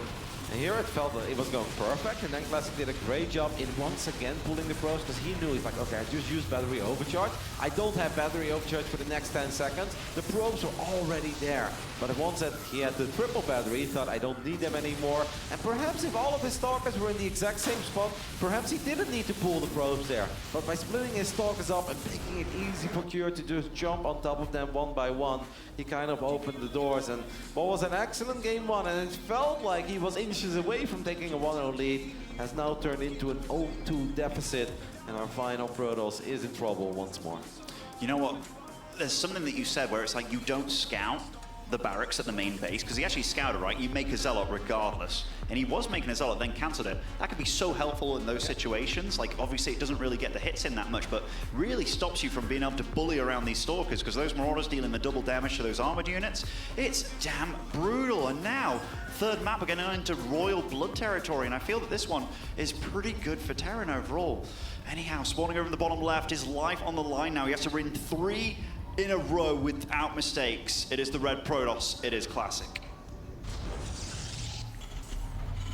Stalker, this is a brutal game. The man was close to a 1-0 lead, now finds himself down 0-2 against this man who's just one map win away from making it into the semifinals and having a date with Solar. This is Abydos Cure.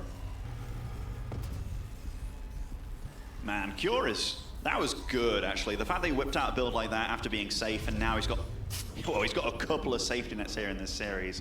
Cure, by the way, really playing to his image a little bit, because to me he's the safe standard Terran, right? Pulling out something like this, you said he's done it before, but I feel that kind of stuff, when your image is the safe, steady guy, it's just really good to do. He's actually done it quite a few times, and I feel like that build has a pretty high win record, because most of the time when I see it being used in a tournament like this, it often wins. I was a bit surprised that Classic never got like the tech building, regardless of what he was playing, right? Where we didn't have a robo, so it's not that Cure was really on the clock, because if one Immortal comes up there, one Immortal powered by batteries, yeah, that's obviously curtain. Voy a... Ahorita regreso. 5 minutos.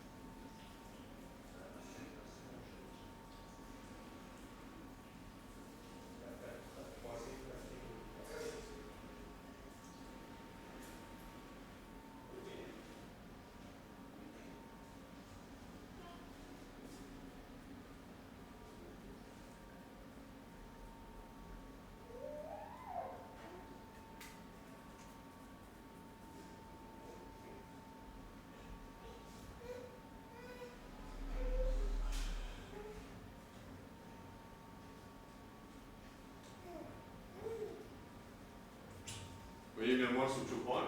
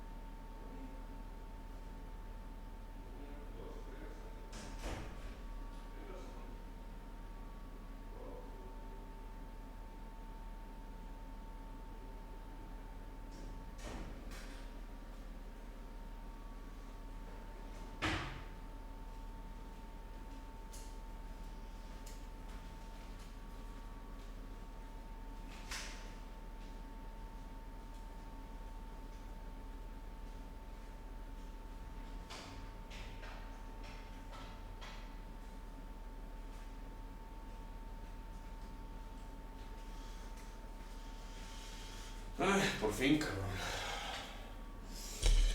Habiendo puesto todos los pinches niños a dormir, a la cama, incluyendo los perros, podemos continuar. A menos de que haya retas, creo que no. Cami creo que está jugando, no estoy seguro.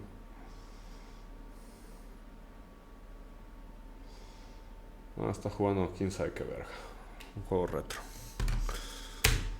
If Classic can buy time for a Void Ray, that's obviously the end of the Marauder Rush. If you're just defending with Stalkers, you honestly never really save until you win the fight. That is important to keep in mind. It almost felt that Classic forgot about that and he thought, no, now I'm absolutely fine. I've got the right amount of units. Marauders alone are not scary anymore. But the burst damage of these Marauders can be very high. And then shield batteries simply don't save your armored Stalkers, since obviously Stalkers take a lot of damage from Marauders. ¿Qué onda, Rodax? Yeah, I mean, whenever I try those Chingón, viejo, chingón. Sí, es que tuve que ir a... Pues ya sabes, despachar a las criaturas.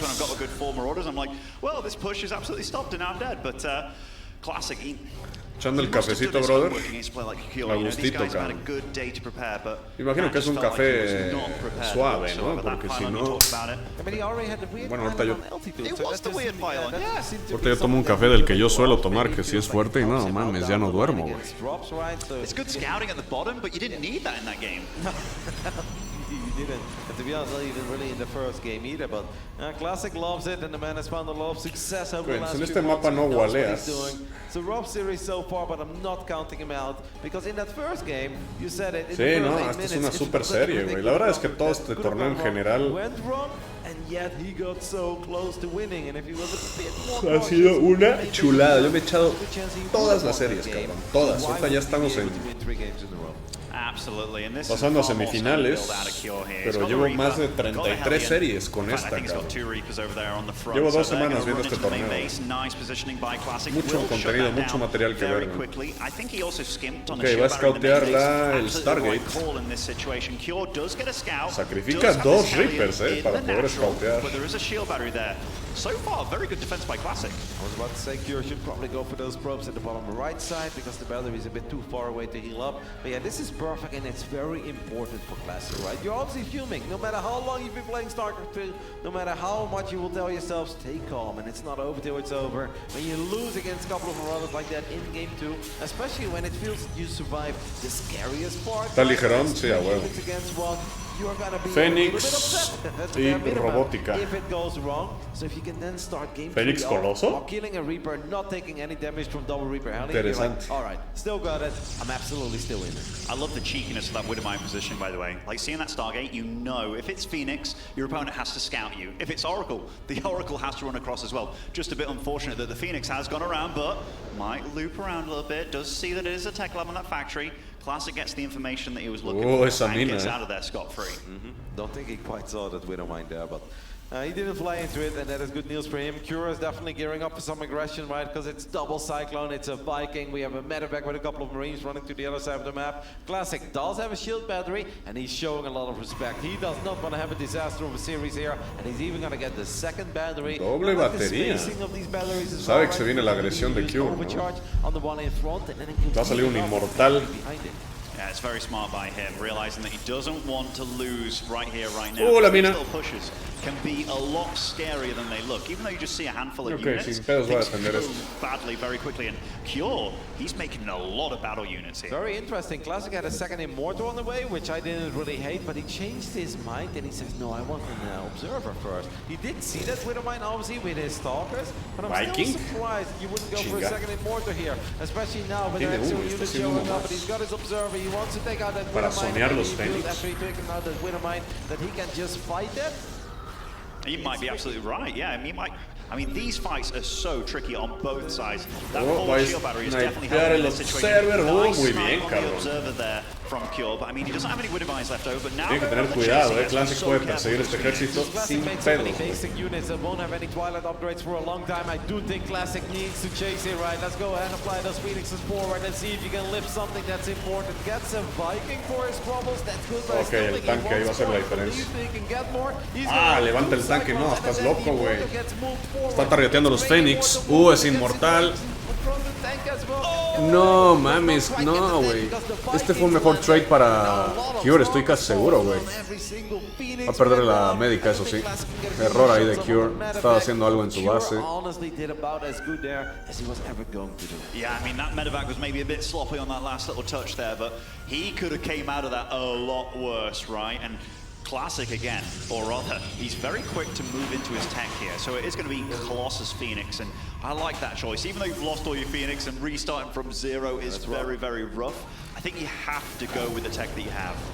Yeah, that's a very interesting point you mentioned there, Ben, because you could say, like, maybe you can just hop into the Blink Stalkers now, right? But it's going to take a very long time. And if you don't have any Blink Stalkers and you don't have any Phoenixes, you're going to be ultra vulnerable against some of that Terran multitasking. There are 2 Phoenixes out, so why not just try to get that Phoenix count back up? Especially because he doesn't Chingando la madre, yet on the Forge or anything. Ok, fue interesante este intercambio de unidades, 3 Vikings. This is not what you want, though. Although Stalker's going to be warped in here, and 3 Phoenix with 2 Stalkers, they will fend that off. Cure's Stim and Combat Shields are going to be ridiculously late this game. Might be able to get some cheeky damage done over here. Does look like the Stalkers... Cuidado ahí, güey. Están atrapados esos Vikings, pero sí puede pelear contra los Phoenix. Tienen más rango. Pero Classic va a seguir sacando unidades. Esos Vikings están muertos, güey. De parte voy a ir a recuperar. La energía con el escudo de batería. Doesn't want to lose more. These units are still stuck though. The Stalker will get a single shut off.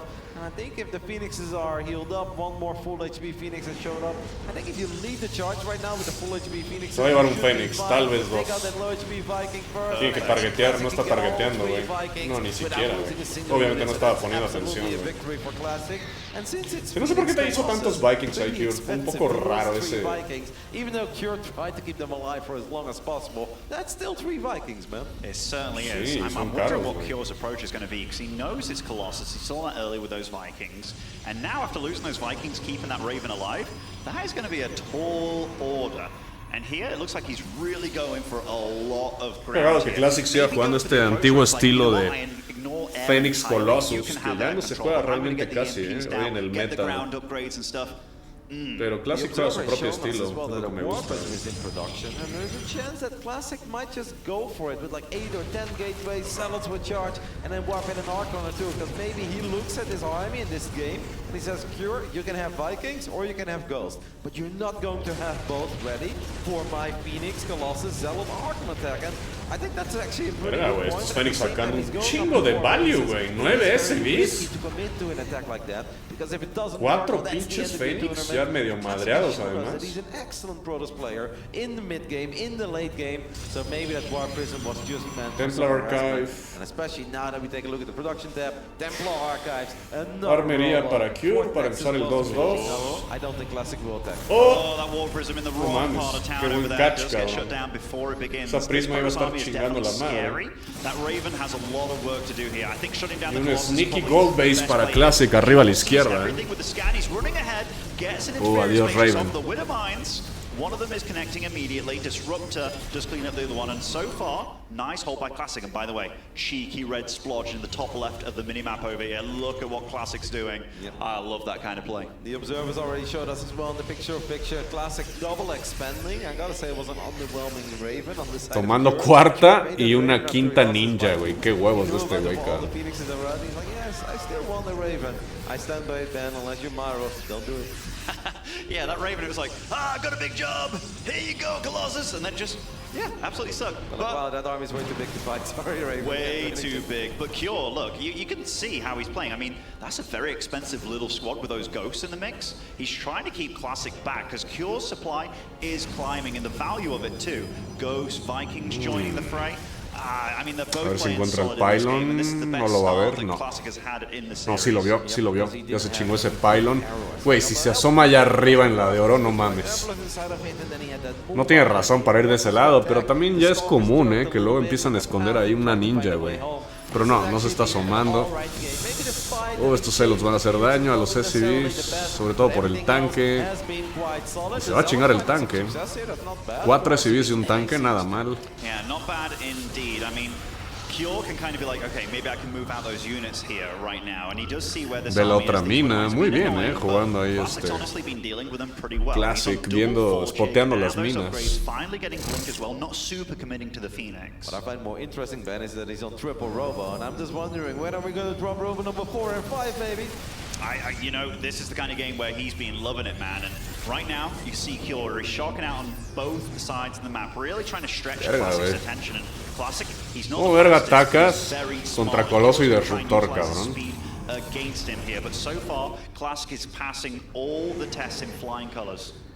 Yep, Curious trying to split up his army, but it's very risky as a Terran player against a Stalker. Blink as Blink is about to finish up. Phoenix is always going to get on top of these mana effects as well. Nice micro though. Bien ahí, snipea un Fénix, otro Fénix. Bien. Escaneó ahí, pero creo que no vio. Ah, no sé si haya visto los props con ese scan, A lo mejor ya vio los props minando la de oro.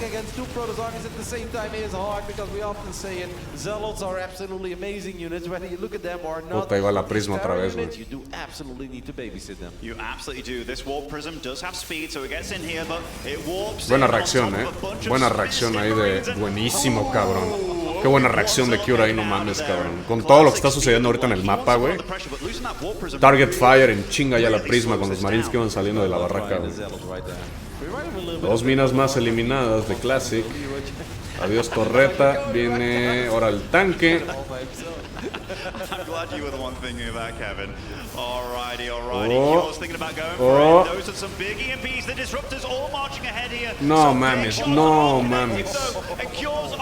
No mames. Tiene un chingo de disruptores, güey. Perdió todo su ejército terrestre, güey.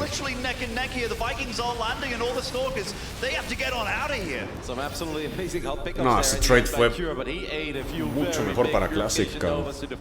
And I would actually love to see Classic now implement a few more, complement this army with a few more Immortals. Like, we already have so many Disruptors made. You've got good upgrades on the forges. Why not get a few Immortals? Because what caused the biggest issue there were definitely the Marauders, right? Yeah, he literally has 10 Disruptors, but I believe 2 more are about to come. Hey, he's got more Disruptors than Zealots. More Stalkers on the map. That's actually ridiculous. He's going for the 10-10 combo here. Alrighty. I mean, the upgrades are big. Finally, Classic is going to start maybe overtaking a little bit here, fairly uneven, and you know, he's about the go action.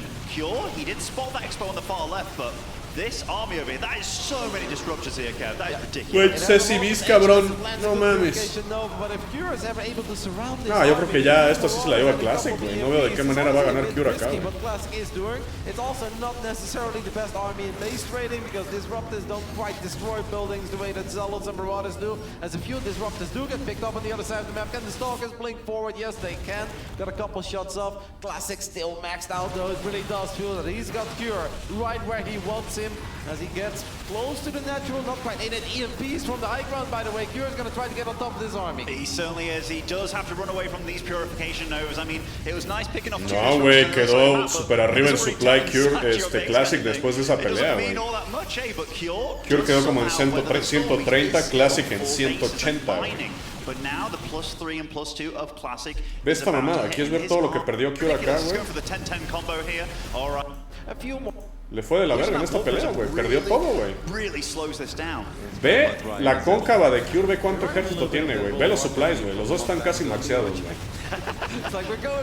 Sí, yo sé. Tiene aquí bastantes unidades. Tiene 3 colosos. Tiene como 8 disruptores y un poquito de Stalker Zealot, güey. Pero aquí Cure lo pierde todo, güey. Le quedan 3 Vikings después de esta mierda, güey. Fíjate cómo quedan los supplies después de esta pelea.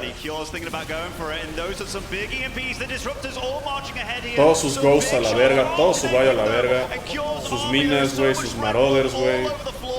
Classic's migrating his heart out here. Big blink back. The Disruptor's still trying to get some damage done, but supplies literally neck and neck here. The Vikings are landing, and all the Stalkers, they have to get on out of here. Some absolutely amazing hot pickups there in the end by Cure. Bueno, ahí están 142, 130. Pero sí, el remaxeo obviamente para Classic es mucho más rápido, güey. Está haciendo un inmortal, dos disruptores. Me imagino que tiene muchas gateways, cabrón. Sigue teniendo 10 disruptores, o sea, fíjate, güey. Fíjate en el army, güey. 10 disruptores todavía tiene, güey. Este güey tiene un Ghost, Marine Marauder, 2 Vikings. That's it. Tiene un healthy amount of medivacs, that's it. No tiene nada más, güey. Tiene un puto ghost, güey. Perdió todos sus ghosts ahí, cabrón. Este güey todavía tiene 10 disruptores, güey. 83 props. Bueno, los dos tienen buena economía. 79 CVs para Cure. Mate, he's got more disruptors than Zealots or Stalkers on the map. That's actually ridiculous. He's going for the 10-10 combo here. Alrighty. I mean, the upgrades are big. Finally, Classic is going to start maybe overtaking a little bit here. Pero acá, aquí es donde... No mames, güey.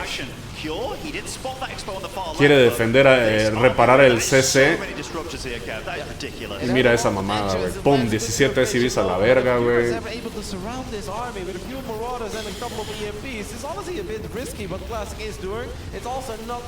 que pasa es que Classic creo que hace como 4 o 5 robóticas, güey. Entonces sus Colosos ya ni los está haciendo, güey. Está haciendo puros disruptores, güey. Ahorita está haciendo de 3 en 3 disruptores, güey. Fíjate el supply, güey. 145, 196 después de esa pelea, güey. Cure tiene puro Bayo. Un Ghost, puro Bayo, güey. ¿Cómo peleas, güey? Contra 10 estúpidos disruptores que no paran de mandar novas una tras otra, güey. No sé, yo siento que esa pelea sí favoreció a Classic porque él tenía la capacidad de remaxear más rápido, incluyendo unidades tecnológicas, y pues Cure no tanto.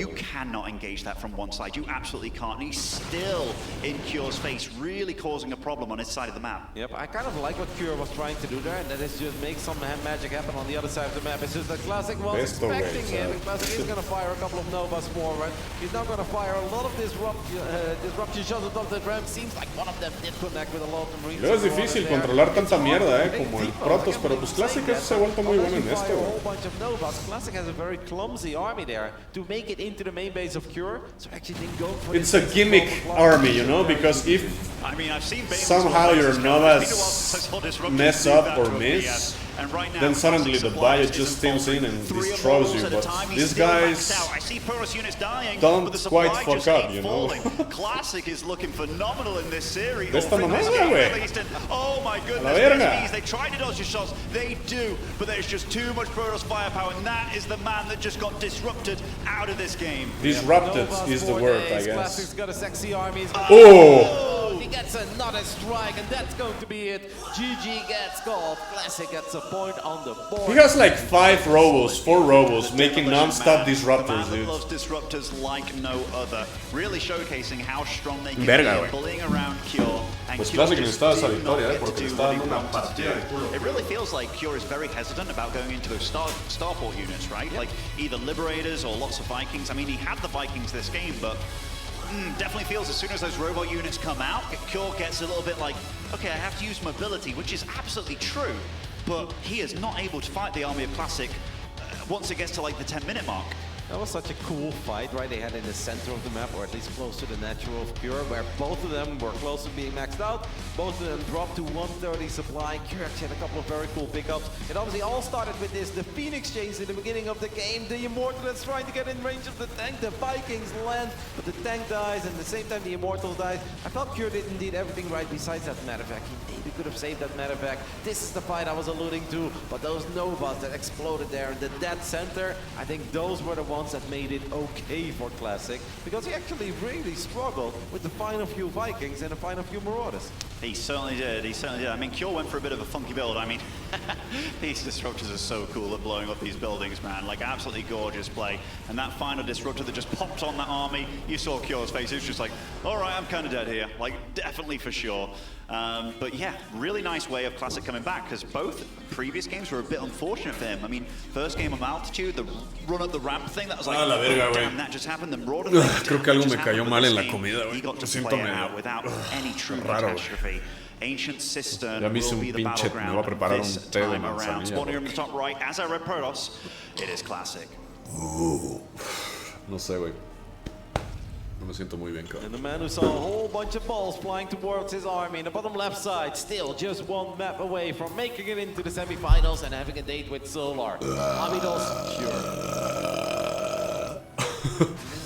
Sorry. The other side of the map. Yeah, it's at least one heading over there. Is Proxy just otra vez? one on the map, and I mean that is about as close as you can get. I mean, I've seen some cheeky plays out of Terrans over the years. I mean, I've seen Marine Lord do that. Güey, pero ¿por qué tan cerca, cabrón? Where you O get the tech sea, lab in your opponent's base, but most apostando a que Classic no se va ni a asomar ahí tantito. Being that close, get into the ram, get to deal some Está en damage. su cara. Has been skimping on that Zealot, even when against these proxy shenanigans. So Es un Rax nada más, pero es el Reaper más rápido del planeta, güey.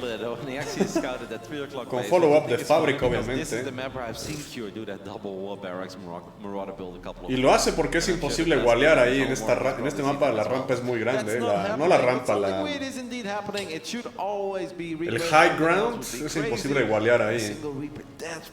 Even if you are world-class Protoss, I'm gonna say it's almost impossible not to lose a single worker, even though he does have a Zealot in production, and he will most likely let this Zealot finish up, since what he sees Le va a bloquear la Expo. a tiny bit out, right? Not necessarily like, oh my goodness, it's an all-out all-in, but he doesn't see the barracks. Todos los trucos del libro para Mr. Cure. in the memory of that second game with those Marauders somewhere on the map. I mean, seeing this factory here, it's like, no Marauders. But if that Zealot goes down the ramp to deal with that Engineering Bay, which it exactly is doing, and now this Reaper's here, this is going to start being a nuisance already. Yeah, that's the first probe going down immediately, and that's not exactly what you're looking for, because it's going to be so hard not to lose another one before that Stalker is out. Classic is doing his best, but a lot of these probes are going to be low on HP. I do love how Tuvo que haber cancelado el eBay, quiero pensar que no se lo mató, lo He made a little canceló. mistake there, he should have sent that one back. Dos so he will probes, end up pero viene losing otro a second Reaper. probe, but that's still pretty acceptable against the barracks. That's this close towards your main. And he definitely got the cancel because his minerals are a bit skew with here. They're not in factors of 5, so he got the cancel on his engineering bay as well. So far, I would say this opening was definitely successful for Cure. Classic though, you were right. Most of the micro on those probes was very good.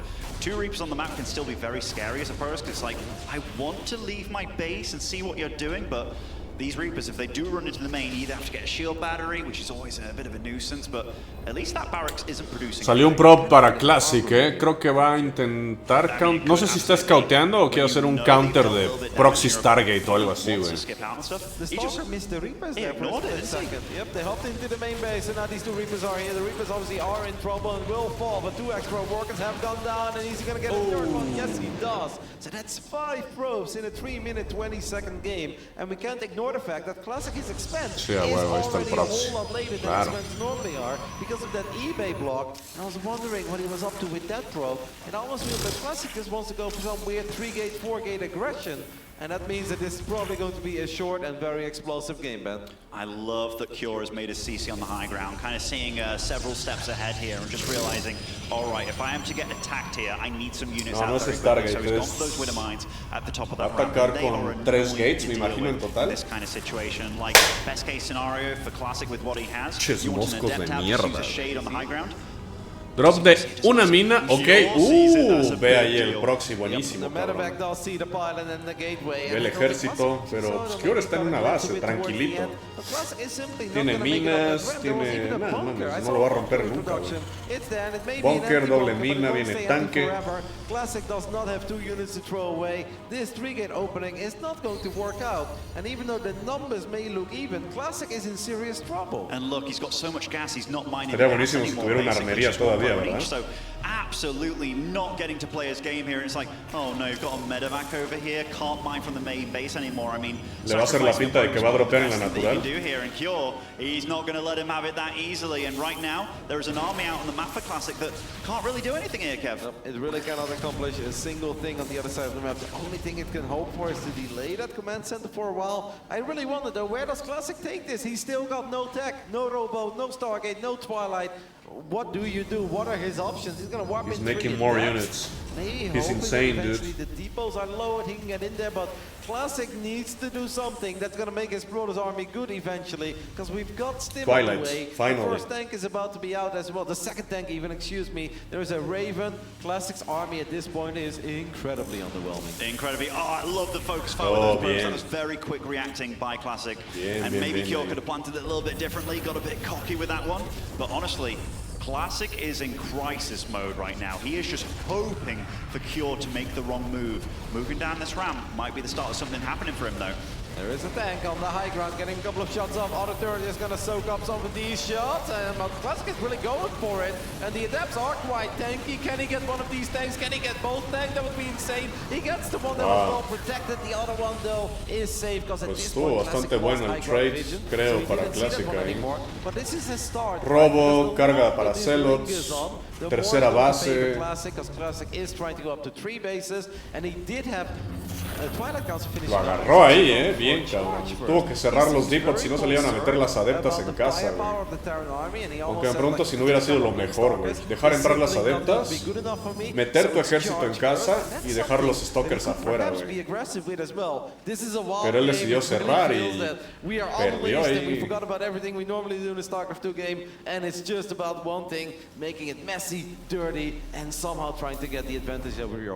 Yeah, I mean, Cure is on 42 SCVs right now, and on one base, that is not what you want. He'll be able to fully saturate that bad boy in the blink of an eye. And now he's starting to get an army together. Stim has completed, Combat Shield very closely following as well.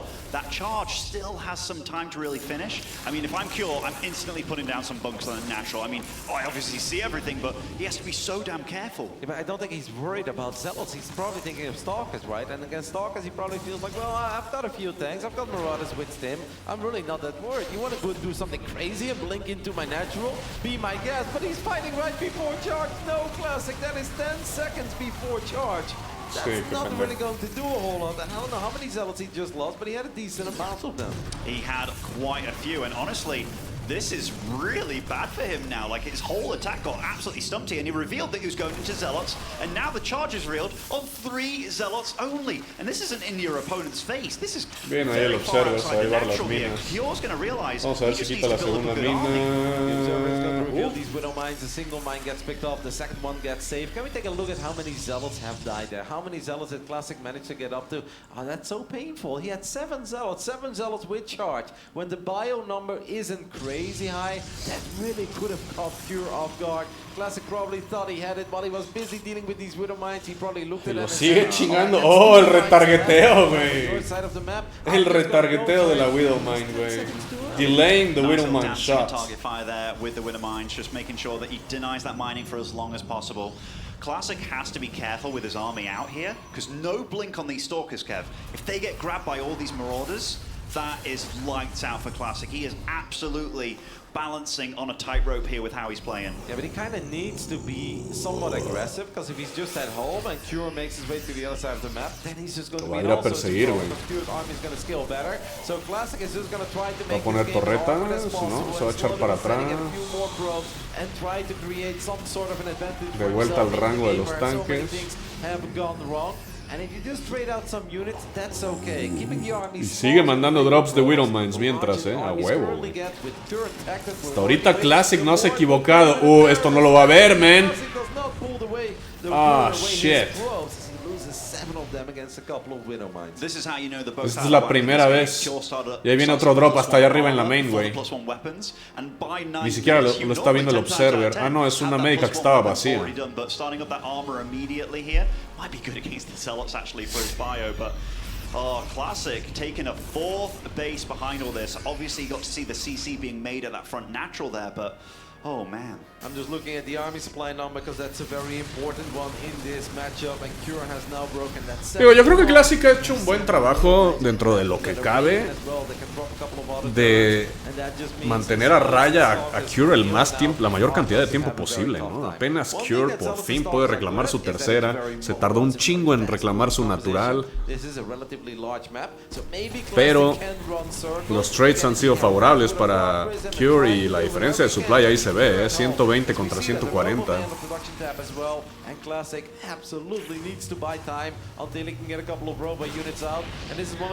Apenas viene el Robotics Bay, no tiene nada de splash damage, no tiene nada, nada.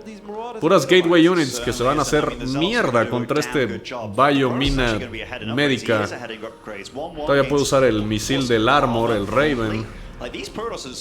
Protoss units are going to be about as tanky as they could ever possibly be. But look how Classic is setting up this flank here. I love those zealots in the south. Esas minas van a ser claves. Ahí está el armor. No, casi no le pega nada. Las minas no están haciendo casi nada, Ok, va a entrar estas dos minas. A ver si estas minas pegan. Oh, bien, ahí estas minas. Debilitado todos los zealots, güey. Y ahora son puros stalkers contra marauders.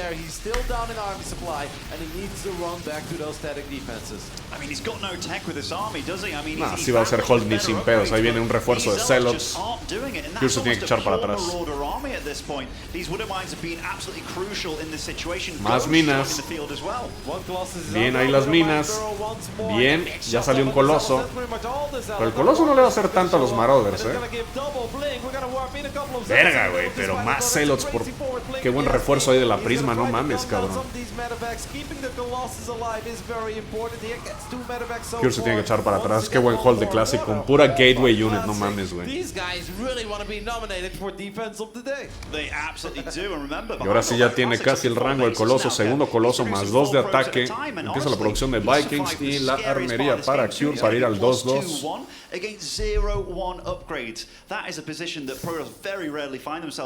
Ah, no, ni siquiera tiene 1-1. Está en 1-0, me parece.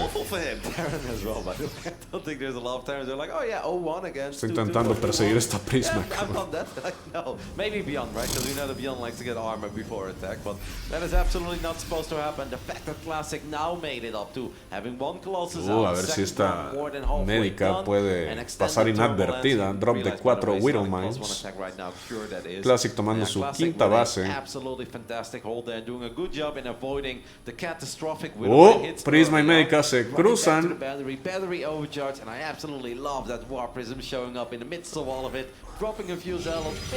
Ahí están los stalkers. Bien, los esquiva. Snipea a la médica, pero se entierran las 4 minas. Maybe a few lost units over here as well, but not without getting his own damage done on the other side of the map with the War Prism in the main base. Hay un poco de caos en la tercera base de Cure, drop de Zealots.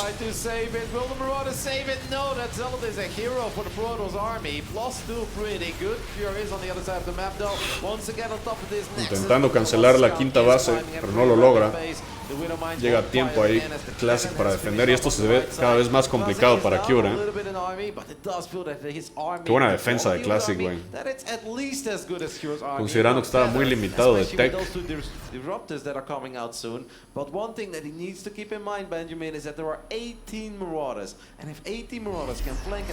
viene más de 3 de ataque para el Protoss, Son un chingo de minas, cabrón.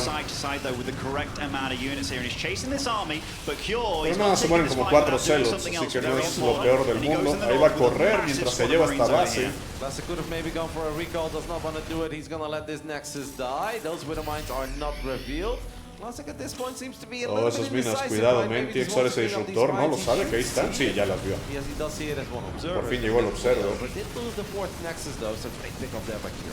A really good pick-off. He's keeping himself in this game by just limiting Classic onto 4 bases, but Classic wouldn't be Classic in this tournament without the addition of a lot of disruptors all at once, and he's actually retargeting that Widowmine so it doesn't go off there. I think he was expecting a blink to happen. Yeah, maybe he thought that Classic really wanted that Widowmine to fire, so he was blinking away, and Cure was like, no, I'm not going to give you the satisfaction, but now this looked really weird, because he did feel that at one point he maybe could have killed the Stalker, as an EMP lands on that battery. I don't think it's quite connected with the Nexus, plenty of... esa mina, güey! Pegándole otra vez a los celos, güey. Cure does a good job in avoiding that one. It's hard to run into a Protoss that has cannons and batteries. Usaron los disruptores. Cure really wants to do something about the... Por lo menos ya Cure está tomando cuarta base. One thing that could really scare Classic in this game is the Doom drop into the main base, and it looks like Cure. Verga, el Observer, güey. El Observer lo ve todo, güey. Bang on point here. And these Medivacks are already low on HP. This could be great for Cure, but it could very well be a straight-up disaster. Classic is already making his way over. Cure is gonna go deep into the main base. Couple of DTs could get warped in. The Colossus are here. Classic saw it, and I actually feel that it took a little while for these units to get in the right position.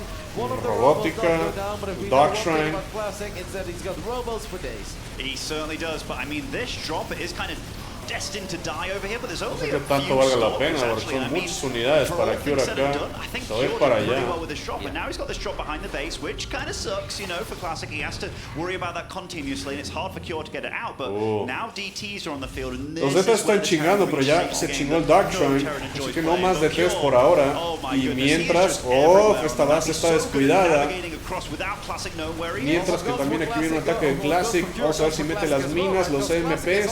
Tiene que evacuar, no puede proteger esto. Tiene que quitar los SCVs, güey. Esa base está muerta, güey. Está micreando todavía el ataque. Viene aquí. Un disruptor, adiós. Se puede ir sobre los colosos, ven. Los Zealots se lanzan para ganar tiempo, los props también. Adiós un coloso, adiós otro coloso. Y el drop nuevamente de vuelta en el main. 1 millón de Zealots pegando en la natural de Cure y vienen los disruptores todavía. What the fuck, man? Oh, nice EMPs on the Zealots, dude. Recall. Oh my god, that's the wrong recall, man. Just the only base with energy, but maybe he wanted his units elsewhere. But right now, look at the supplies again, Kev. If Totsi is Oh, like, the micro, look man. at that. How is it so close? Awesome between fucking these guys? micro, man. Classic Cure also is... have a lot more Wow. workers. He's going to be able to gun down a few of these medevacs as well. We can't forget about the upgrades. It's 3-1 versus 1-2. Yes, I said that correctly. I know it sounds very weird. And +2 armor is on the way as well. I think it looked better for Classic before all that craziness took place than it looks afterwards. But I still don't hate it for Classic. He's got way better upgrades. Plenty of disruptors around. He's got 3 observers as well. I think that's going to be very important. Sí, la economía de Classic es mejor. Cure. I think Classic is still in a good Cure spot. hizo un especially chingo de because daño he y still aún has así a few Classic Dark Horse out on the map tiene la as well. Even ventaja. if he lost the Dark Shrine, it's nice to have a few of them left over. He's so good at keeping these observers alive, just seeing where his opponent's going and meeting him on the field. And here, right now, sending this army home so it's not the one attacking you. I mean, Cure wouldn't be Cure if there wasn't another army on the map, but an observer spots that before it gets to his base. Yeah, he has a lot of time to react. And it's not the greatest army to gun down buildings. We're not very Marauder heavy there. It's a couple of goals. Cure probably knows that Classic is making his way over. He's going to pick everything up one more time. Ooh, To disrupt this just disruptores, pop. man. He's going to unload safely, but yeah, it feels like Classic is on top of it. He's going to Oh try to my land God, it. No, dude. immediately. Oh Few my Zealots to make God. their way over as well. Okay, nice. hole Get the picked up by fuck Cure. out of there. It really was, and he does get out of there without taking any damage, but the thing is, even though he might think that time is on his side, we see from the work account that it's absolutely not. Every second that Classic stays alive here, I think it's a good second for him, especially with the value of his army. These upgrades also will just pay off the bigger the armies get. The upgrades are absolutely the biggest problem. I wouldn't even hate an Immortal or two at this point for Classic because he has a great army. He just needs to make sure there's no opening for Cure to stim those Marauders forward and get on top of his expensive robo units when a couple of EMPs go off. And the one unit that can really prevent that, besides the disruptor just firing Novas for days, I would say it's a few Immortals in the mix. Yeah, I mean, Cure has really neglected upgrades this game and gone for the wrong one, seemingly. Like, if he started +2 a few minutes ago, he would be catching up. And, I mean, being that far behind in upgrades continuously with this army, it's scary. Now he's starting to rebuild the workers, but now it feels like Classic feels like he can go across the map. One thing I would also love though from Classic is a few more Colossus. He only has one, but if you have great upgrades, This if you is have a a big massive upgrade fucking advantage, push. Colossus are fantastic EMPs units. must be The key, disruptors, man. they don't really care about your upgrade advantage. Oh my no, god, they dude. don't, but Classic does not care about Cure's anything right now. He is moving into his No, face. dude, A bunch of that's probably disruptors GG, man. do kill some of these blink forwarding stalkers. I mean, but, at least oh my goodness, everything there here blood is and dead. guts absolutely everywhere. Cure is on the other There's side the of the map counter as well. on the other Going to side, wreak but some havoc on Classic this can side of always things, but recall. Classic is definitely getting an edge. And in Cure this cannot game afford to further and lose further. so It's much. chaos across the board. Cure says the last time we found ourselves in this situation, it went pretty good for me. I don't know if it's going to go that well this time around. Classic has also saved way more probes than he did in that very first game. Cure has already taken out 2 bases though. Don't think he knows about that base in the bottom right side, and that could become an issue. This is where Classic can just fire a whole bunch of Purification Novas on those SCVs, on the Planetary Fortress. I love what Cure is doing there. Wow. SCVs trying to keep this PF Oh my god, dude. but his army is still going to be a little bit too late. Wow. It seems like the Colossus is taking a lot of damage, so that Colossus will fall. And Classic is actually down in army supply. Oh, he's chasing the army, dude. He goes for a somewhat He's weird gonna recall, but get he some only units sent the for double sure. there. And if I was able to find Classic the is all in. I mean, immediately, Cure is all in. Right now, he has to go and kill Classic, otherwise This is over. Pure does about as good He has there as 4 he was ever SCVs, supposed no to. economy 8 whatsoever. disruptors on the field. I mean, there's things going through these guys' head right now. Classic is just hoping not a repeat of game 1. Oh, he's not a repeat trying of to game chase 1, an army but that is the not economic there situation on the he's found northeast himself in. Right west now, he's side. literally not mining at all. Now these probes are joining that bottom right base. That is his lifeline in this game because Cure right now, every second that goes by, yeah, he's is fucking working. dead. He had to counter-attack Very quick, by the way, immediately. floating over that orbital, so Cure is mining, and I still think it's a mistake by Classic if you have an upgrade advantage that's this severe, right? The man is literally 2 upgrades ahead. That's everything he's making more disruptors. Yeah, I don't know what he's doing, It man. feels that a few Colossus He's got they nothing benefit left. so much from these upgrades. He has to Even go. Immortals would really benefit giving from these so much upgrades. time to With the Classic. disruptors, it really does not make much of a difference. No, it doesn't. And right now, these disruptors could get flanked somewhat, but big shots going down. Lots of disruptors are still alive for Classic. But Oh, the Cure, splits, he man. smells blood. He The needs to go splits, right my now. God. Splits out of Cure here, but the disruptors, But they still, just that's do too not much. get out of juice here. The Stalkers are left to fight the line here, holding for these disruptors to get their shots back online. Is Cure making it happen here? I don't know, but he's making the most out of a terrible situation. Classic has 1,000 minerals in the bank, though. Imagine 10 Zelos. That would be really useful. It seems like he walked in a few Oh, more he stalkers. sees the Cure base. knows about his all-important mining base in the bottom right side. It seems that Classic has given up on it. Classic feels that he cannot save this base. Is he going to try to recall the probes out? Does he have energy for a recall? Is recall available? Recall is not available yet. And That's that a is lot of dead probes, my That friends. is the vast majority of his probes. And Classic says, all right, if you get my bottom right base, there's only one thing I can do. Are you kidding me? There's not enough DPS to kill all those probes. Cure was so quick to react. All right, so knowing the kind of game no that he's workers in left, yet but again, and now 59 Cure to is 40 totally to out of find that position Protoss right army now. is scary, but we did see Alright, the how well natural Cure doesn't can matter, that's micro just a against couple it. depots and 3 gases. ghosts with EMPs are available here, and they have been working. Oh, this is wonders. insane. This Look is at the very supply, good look at the farming worker. This is one of these games where every single 4, 4, unit 59, matters, 46, because dude. unlikely those units are going to get replaced. What the Classic fuck? has enough money to rebuild I it. can't believe if Still Cure the wins this benefit game, of he's this fucking mining. god, Does dude. he see this army? There is an observer in the mix. The observers are so important for high Come on, Cure, no. Cure looked not happy. He saw that army and he probably thought that's a little bit too big. But the thing is, he actually has some kind Don't of... surrender, dude. Classic is Fight just to the not last landing. breath. Mate, he's got mules. He's got 3 mules to land here. That's actually quite a lot of income that he can get, and then he can muster quite a bit of an army. And I mean, he doesn't know what kind of situation Classic is. He just saw the army. That's the He's problem, probably that he thinking, doesn't know that "What Classic do you have is left?" He has just so the same wounded numbers you as right well. now, Cure. If you can keep on that side of the map, it's actually not terrible for you anymore. It would be amazing if Classic can just split off two. Probably of thinks these. Classic is in a They much are better dangerously position, close or to at least one another. a little bit Classic better feels than that needs a he small is. vision here to micro. Cure is playing with a lot Just of don't guns. fucking Getting GG, observer man. pickup there is big. Landed Keep an fighting. EMP, that observer got revealed. He's making more units. Classic is not making shit. His mining is going to be nowhere near the same. Like, it shouldn't be Cure on the side of the map of Classic. It needs to be Classic on the side of the map of Cure. Because Cure at this point is cranking out additional Marauders and additional Marines with every single passing second. And I think the Classic has picked up on that. Oh my god, I'm... Defend the this is next so one, but he fucking needs to do tense, dude. something about the orbital, There's gonna be otherwise another he will lose in base the long trade? run. No. I mean, what's Classic doing down here? He's seen he's it. getting absolutely nothing down here. Yeah, I don't know what Right he's now, looking he's for. got one And Cure is base gonna left. find a new base, If dude. that gets killed, Those were the Cure last gets 100 minerals He for has nothing to kill Classic, those man. buildings. Worst case scenario for Cure, he might force a draw.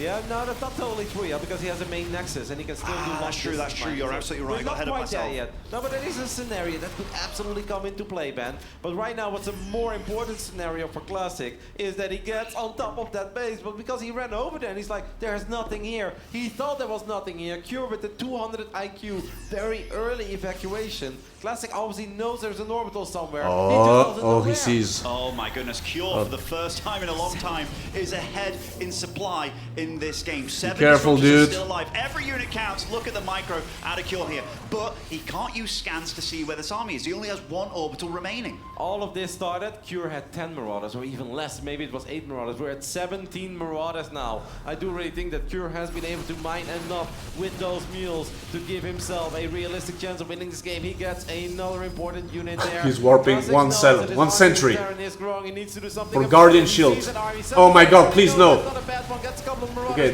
Gets that's- a Ghost as well. Sends a few Novas. Oh my towards god, Zora. dude, please, So Cure. far, I like Oh, he's Classic losing is a lot, good, man. but is it good enough? Oh my Now God, he can Cure, chase. You are magnificent. magnificent beast. I think Oh like wow, maybe he's saving the 2 or 3 disruptors with units the War died to, Prism. like 4 or 5 He has to nodes chase, there. he has to Look at chase. That is not a cool, calm man. And right now, look at the War Prism. Oh, the War Prism, keep dude. these disruptors alive, but he has to be so damn careful. 42 against 52 supply here. More disruptors are falling, more disruptors are firing though. And again, can that Marauder get the last hit over there? Nice War Prism pick up by Classic.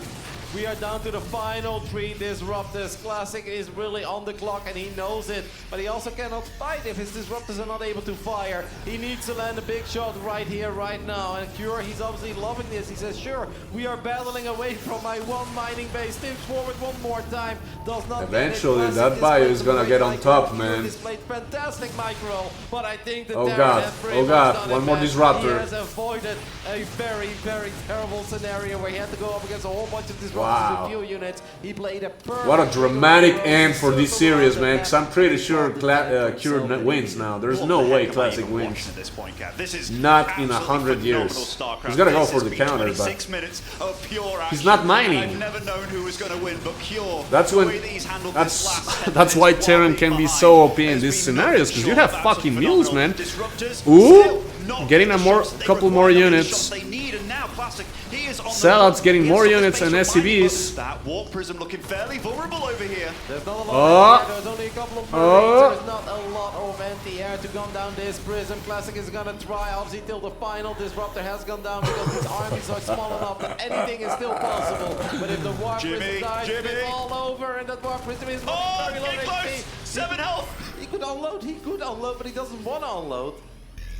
Oh Are you serious? Cure, what a madman. I don't think anybody on the planet can say I mean, that any Classic Terran is should dead, have dude. the He can't situation do he got himself shit. into this He's game. not gonna win with 2 Cure, Stalkers, 2 he's Disruptors, man. freaking He's done not it, man. I mining. mean, these Disruptors, they have a lot of work to do here, but no unit will connect. No Disruptor will land on any of this bio. At this point, I think Classic knows it as well, and Cure has to know it. Cure can embrace himself for a date with Solar in the semifinals. ¿Qué onda, Víctor? At Gamers8 in Riyadh. There's another observer. Okay, Well, dame 2 minutos y ya Classic at this salgo. point, he's praying that he can land that magical Nova, but deep down inside, he knows this game has Wow. slipped away. Just like perhaps What that the first fuck, game man. of the series slipped This is away. one of the and his best hopes series and of the dreams tournament, winning for this sure. tournament have What an officially ending. faded. He can land a Nova, blow He's up a still couple being of annoying, SCVs, but it simply Cure doesn't realizes matter anymore. Cure has what's so going on, many and he's units. like, alright, dude, I'm Classic just gonna has fucking 0 kill you. income. This army, that's what it is. You might be a That's little what bit it will always annoying, be, but- and that's simply not going to be enough. No, and Cure is coming back to greet this Well, army. no, he's These coming back. Stalkers will start trying to get away, but he has to work wonders with this Warp Prism, which, to be fair to him, he did save that Stalker, but oh, he's in such a rough spot here, and these Disruptors, they don't know where to shoot right now, but every second that's going on right now. I love the Observer Classic right there, realizes by the that way. His dream and miracle run here. The players that he's taken down, Raynor, beyond Serral, but this man, Cure, is the man to stop this miracle run. Classic deserves a standing ovation for his performance and his run over here at Gamers8, but the journey will end here, and he knows it. GG gets called. Cure advances into the semifinals. Let's go, He's Cure. going to duke it out with Solar after an absolutely fantastic best of 5 with a crazy game 4 that we'll talk about for a very, very long time. I think Cure played it like a god band of Classic. He has to be kicking himself a little bit. Why don't we make Colossus or Immortals if we are 2 upgrades ahead? The Colossus, you nailed it, Kev. Colossus or Immortal. 3-2 upgrades against 1-2 Terran upgrades. And Cure made that happen. Like, he was actually fighting that army like a true warrior. Any one of those Disruptors lands a little bit better, and that's a different game entirely. But Cure, man, I can't believe he microed as good as that. He really did, and to be fair, Classic also pulled up some great micro moves. Yeah. Because it wasn't just fire Novas and pray, no, he was pulling the Disruptors back, he was picking them up with the Warp Prism, unloading them in a safe spot, picking up new Disruptors. He too did his very best. But in the end, Cure, I think, is a well-deserved winner of this best of 5. And I can't wait to hear what the man has to say as he's on stage with Smix, no, not with Smix, with Seltzer and Pensy. Cure, you've done it. You've made it to the round of 4. What's going through your mind right now? 일단 축하드립니다. 지금은 무슨 생각하시는지 여쭤봐도 될까요? 사실은 지금 아무 생각이 안 들어요. 마지막에 너무 집중력을 다 쏟아 부어가지고 좀 기진맥진한 것 같아요 지금. So I'm not thinking of anything right now. In the last match, I was about to lose, so bittersweet right now. زي ما تشوفون كيور معنا في المسرح بعد ما قدر يهزم كلاسيك بنتيجة 3-1. أول سؤال سألناه هي إنه وش شعورك الآن بما إنك صرت أحد التوب 4 بلايرز اللي موجودين معنا في هذه البطولة؟ كان جوابه يقول أنا صراحة ما في أي شيء قاعد يجي ببالي حاليا، الجيم الأخير أنا كنت إني أخسر الجيم بالكامل لكن قدرت إني أفوز في آخر لحظة فماني قاعد أفكر بشيء. Kjor, with such an incredible player on the opposite side of the stage, you have such a good record against Classic. Tell us what the reason is for that. 클래식 선수랑 자꾸 붙었는데 자꾸 이겼잖아요. 그런 이유가 뭐라고 생각해요? 일단 제가 토스전 빌드가 워낙 많기 때문에 자신 있어가지고 좀 판짜기에서 우위를 가지고 가서 좀 실력적인 부분은 비슷하다고 생각하는데 좀 빌드 같은 부분에서 좀 제가 유리했던 것 같아요. So I think that our effort is the same, our possibility is the same, but I think I'm a bit faster at the building and building at the build, so that's what came to my advantage.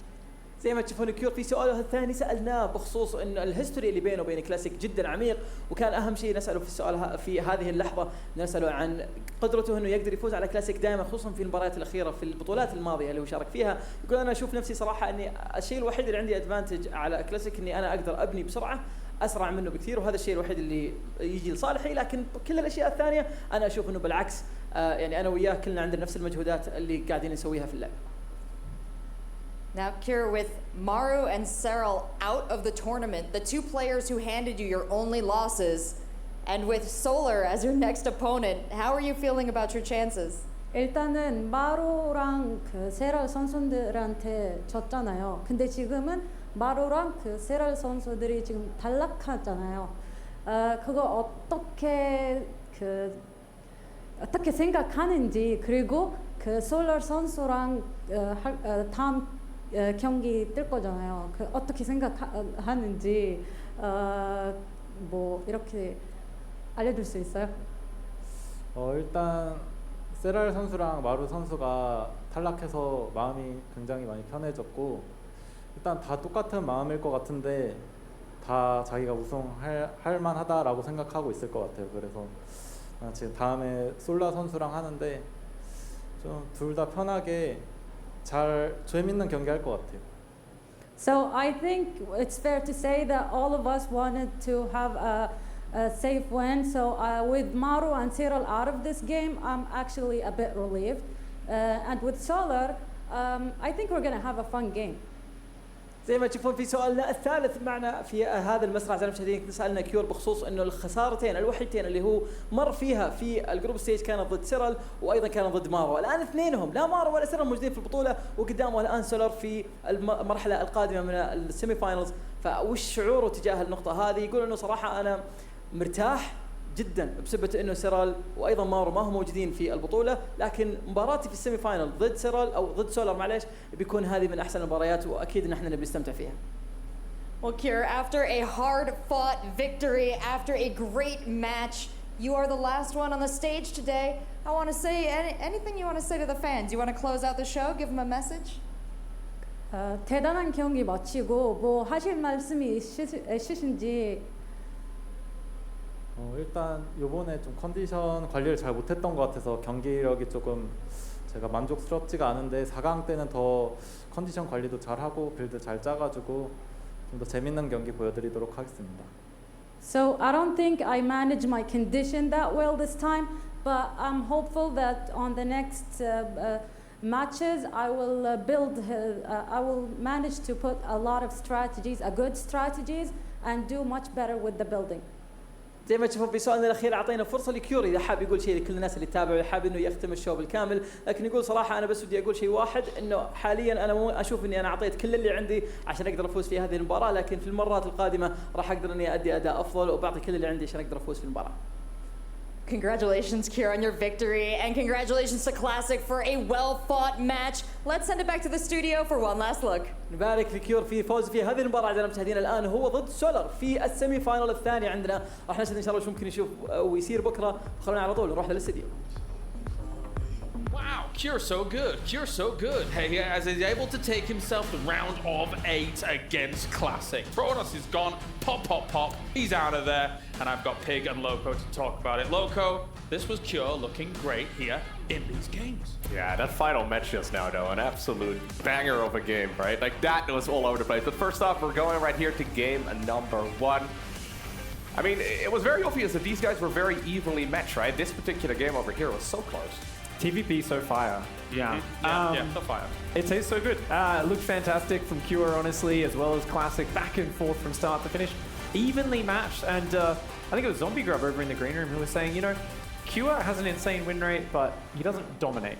They're close, they're hard fought, but then he just, you know, he wins. And that's the thing that Cure does. He comes out on top in these messy, scrappy, crazy games. And we saw it in that final game. I thought Classic had that one in the bag. Yeah, he definitely drags the opponent to kind of their very, very limits, right? Like, even when he's down so many workers, but he's down to 4 or 5 SCVs left and good to go, he'll still utilize his army, Loco, to the maximum potential he can and then bring it even close, if not get the win. Yeah, no, absolutely. He was doing a phenomenal job here. Here's that game where we see him sniping that siege tank over here, and then eventually it leads towards that epic engagement here in that choke point where basically all of the disruptors manage to connect.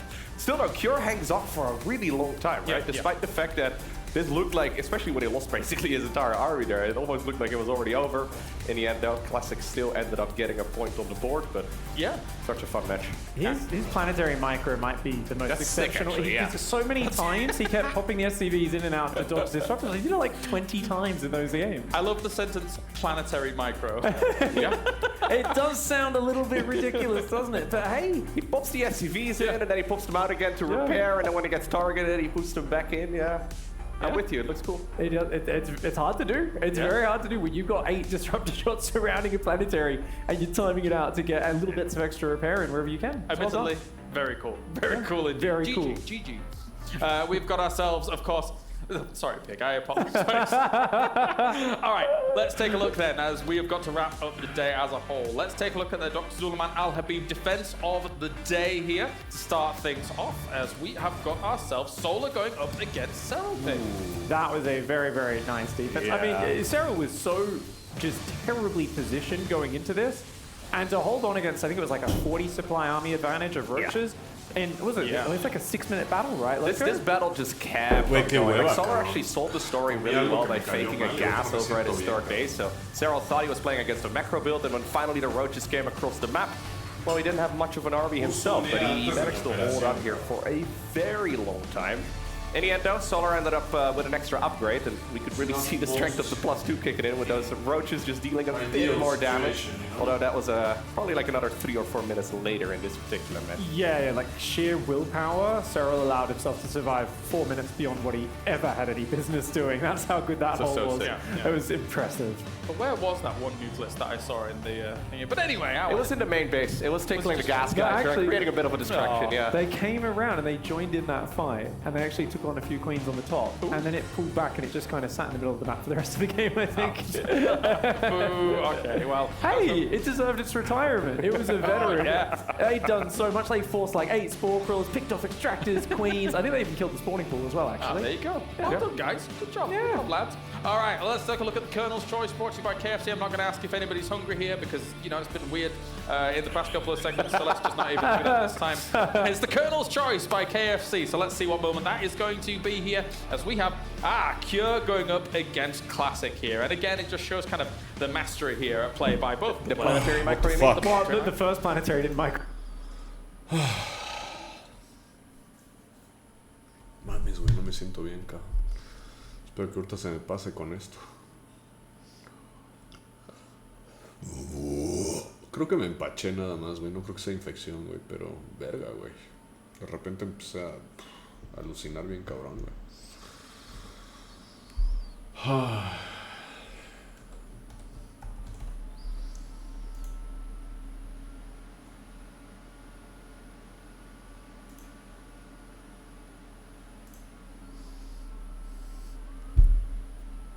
Bueno, voy a ir al baño rápido y nos preparamos para la siguiente serie.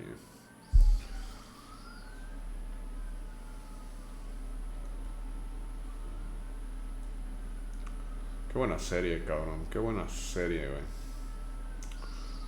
Gran serie entre estos dos. Los dos jugaron muy bien el torneo, güey. Hasta ahorita, güey. Classic también dio un torneazo, güey. Güey, no mames, le ganó a Serral. Con esto digo todo, güey. Ya sabemos que ahorita Serral no está en su mejor momento, pero de todas maneras, güey. Ganarle a ese güey es... Ok, entonces queda Solar versus Cure, Clem versus Raynor y al final Cure versus Raynor. Wow. Vamos a ver Clem versus Raynor, dude. All right, welcome back to Gamers8. We know Clem is a Congratulations to Fantasy, who was able to win TV the scene. Brood War tournament just before. Congratulations to MC. So we know Raynor won, but now so we probably get down to didn't- brass tacks. The city. Probably it was not easy for him. I'm pretty sure of that. ¿Tienes dolor de estómago? O sea, a mí no me duele la panza, güey, pero desde hace una hora empecé a sentirme raro y ahorita como que empecé a...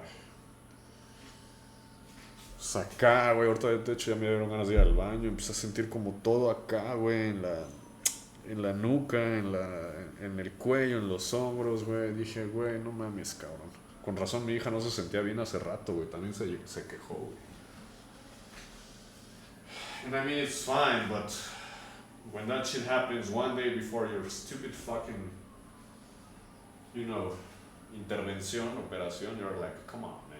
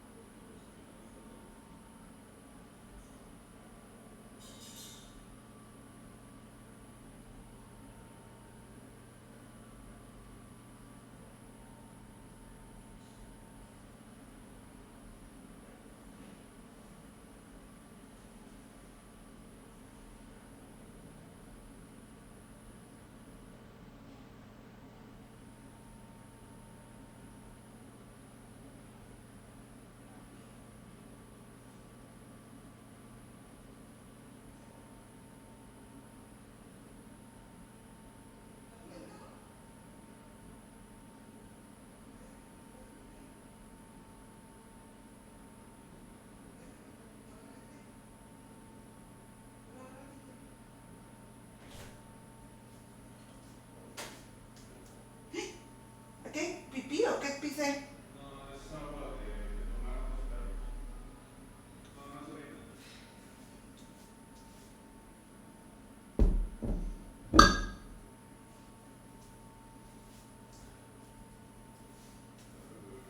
Sí, ahí te lo puse en mi taza de Úrsula.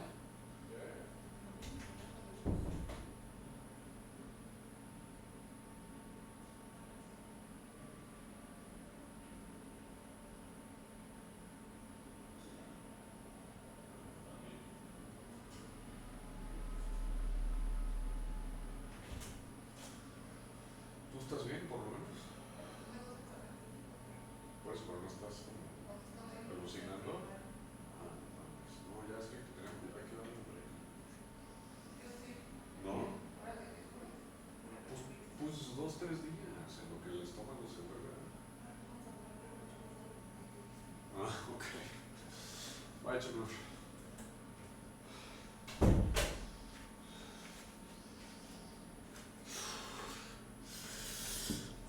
But anyways, it's all good. Let's keep going, let's keep going. I'm still fine. No, créeme que si ya no aguantara yo me hubiera alargado a mi cama, güey, pero... Serious business, the nitty-gritty of our 4 players still remaining here in the main event. My name's Kalaris, and joining me to my left-hand side, we have Wardy and Rotterdam to take us through what we're about to witness, what we're about to see, and it's going to be a good one. We've got 4 players remaining. Obviously, Solar and Cure were able to advance later on in that bracket. Clem and Raynor are sitting up at the top. 2 Terrans, 2 Zergs, Rotterdam's in shambles. Well, no, I'm not in shambles because I think a lot of us did kind of expect this. Obviously, we had hopes, and especially after the first day and the second day, because it's not that the Protoss players looked hopeless. Quite the opposite, even. They looked good, they looked competitive, and it really did feel that this could have been a tournament where, at the bare minimum, we had a Protoss in the semi, but perhaps even two, because they really were playing well, and they were awfully close to closing out so many games. Absolutely. I mean, and looking at it and how it actually breaks down here, there is a genuine opportunity. I think Reina really is the only one out of these four that has, you know, he got himself world champions on the board. He's been in finals of world championships, etc., and things like that. The other three, if they're able to be victorious here, Wardy, that would be career defining, I think, for them. 150k. Absolutely. I mean, this is world championship level StarCraft 2. Yeah. You know, that's what this prize pool is set out to be. It's our biggest event of the year. We all know this. We all know it's coming in. And if you told me, like, you know, Clem was in the semifinals or Solar was in the semis, I can believe that. But the fact that like three of these guys, Solar, Kua, and Clem, in the semis, There's the there's a payouts. very good chance that one of them could win. You're right. Career defining is going to be the one thing we bring up for them again and again in the future. What's actually kind of crazy is that the four guys that are left were the four guys who performed quote-unquote the worst of the top 8 players. The top 4 finishes of our Swiss format, they all went out in the quarterfinals, and I think it's already career-defining though, whether they win today or not, Claris. If you would have said, Clem, semi-finals, right now this is already the very best that Clem has ever done in an offline event. Solar, sure, he's been a champ. For Cure, I think it's also a very big deal, because besides the GSL Code S, in tournaments like this, we haven't ever seen Cure go this deep.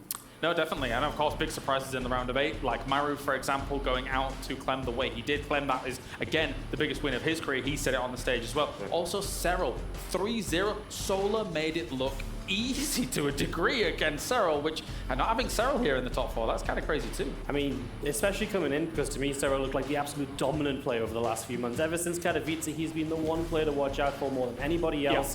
We had a lot of guys looking good, but Serral looked unbeatable, and I really felt he was a favorite coming in. Yeah, absolutely. And of course, yes, we do not have Serral here. However, he is still one of the names in the hat for the GOAT. So let's take a quick cheeky look at Serral. We have the honor of witnessing a true master of the craft, the APM, the precision. How do you say? Yes, it's just truly unfounded. Exactly. Finnish? No. Player that we've seen in the Who says last Finlandés? And every time he walks in the room, it's just a spectacle. Performing the race of Zerg. Oh my god, I forgot how to say that shit in English. One of the absolute grandmasters of all time. Finn, whatever, Finland. As he approaches the bench, you can see well, my dude, precise level of detail there as he prepares. You got destroyed by Solar, man. Absolutely beautiful. That's a nice commercial, man. Not gonna lie. Look at this shit, man.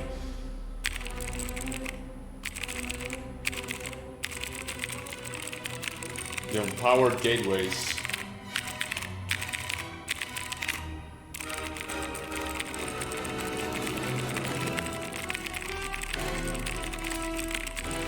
They did that shit betting on the GOAT that he will take the champion again, but it's hard to stay on the top forever, my dude. And he's still obviously super freaking good, but so is everyone else, man. That's the reality. Absolutely extraordinary.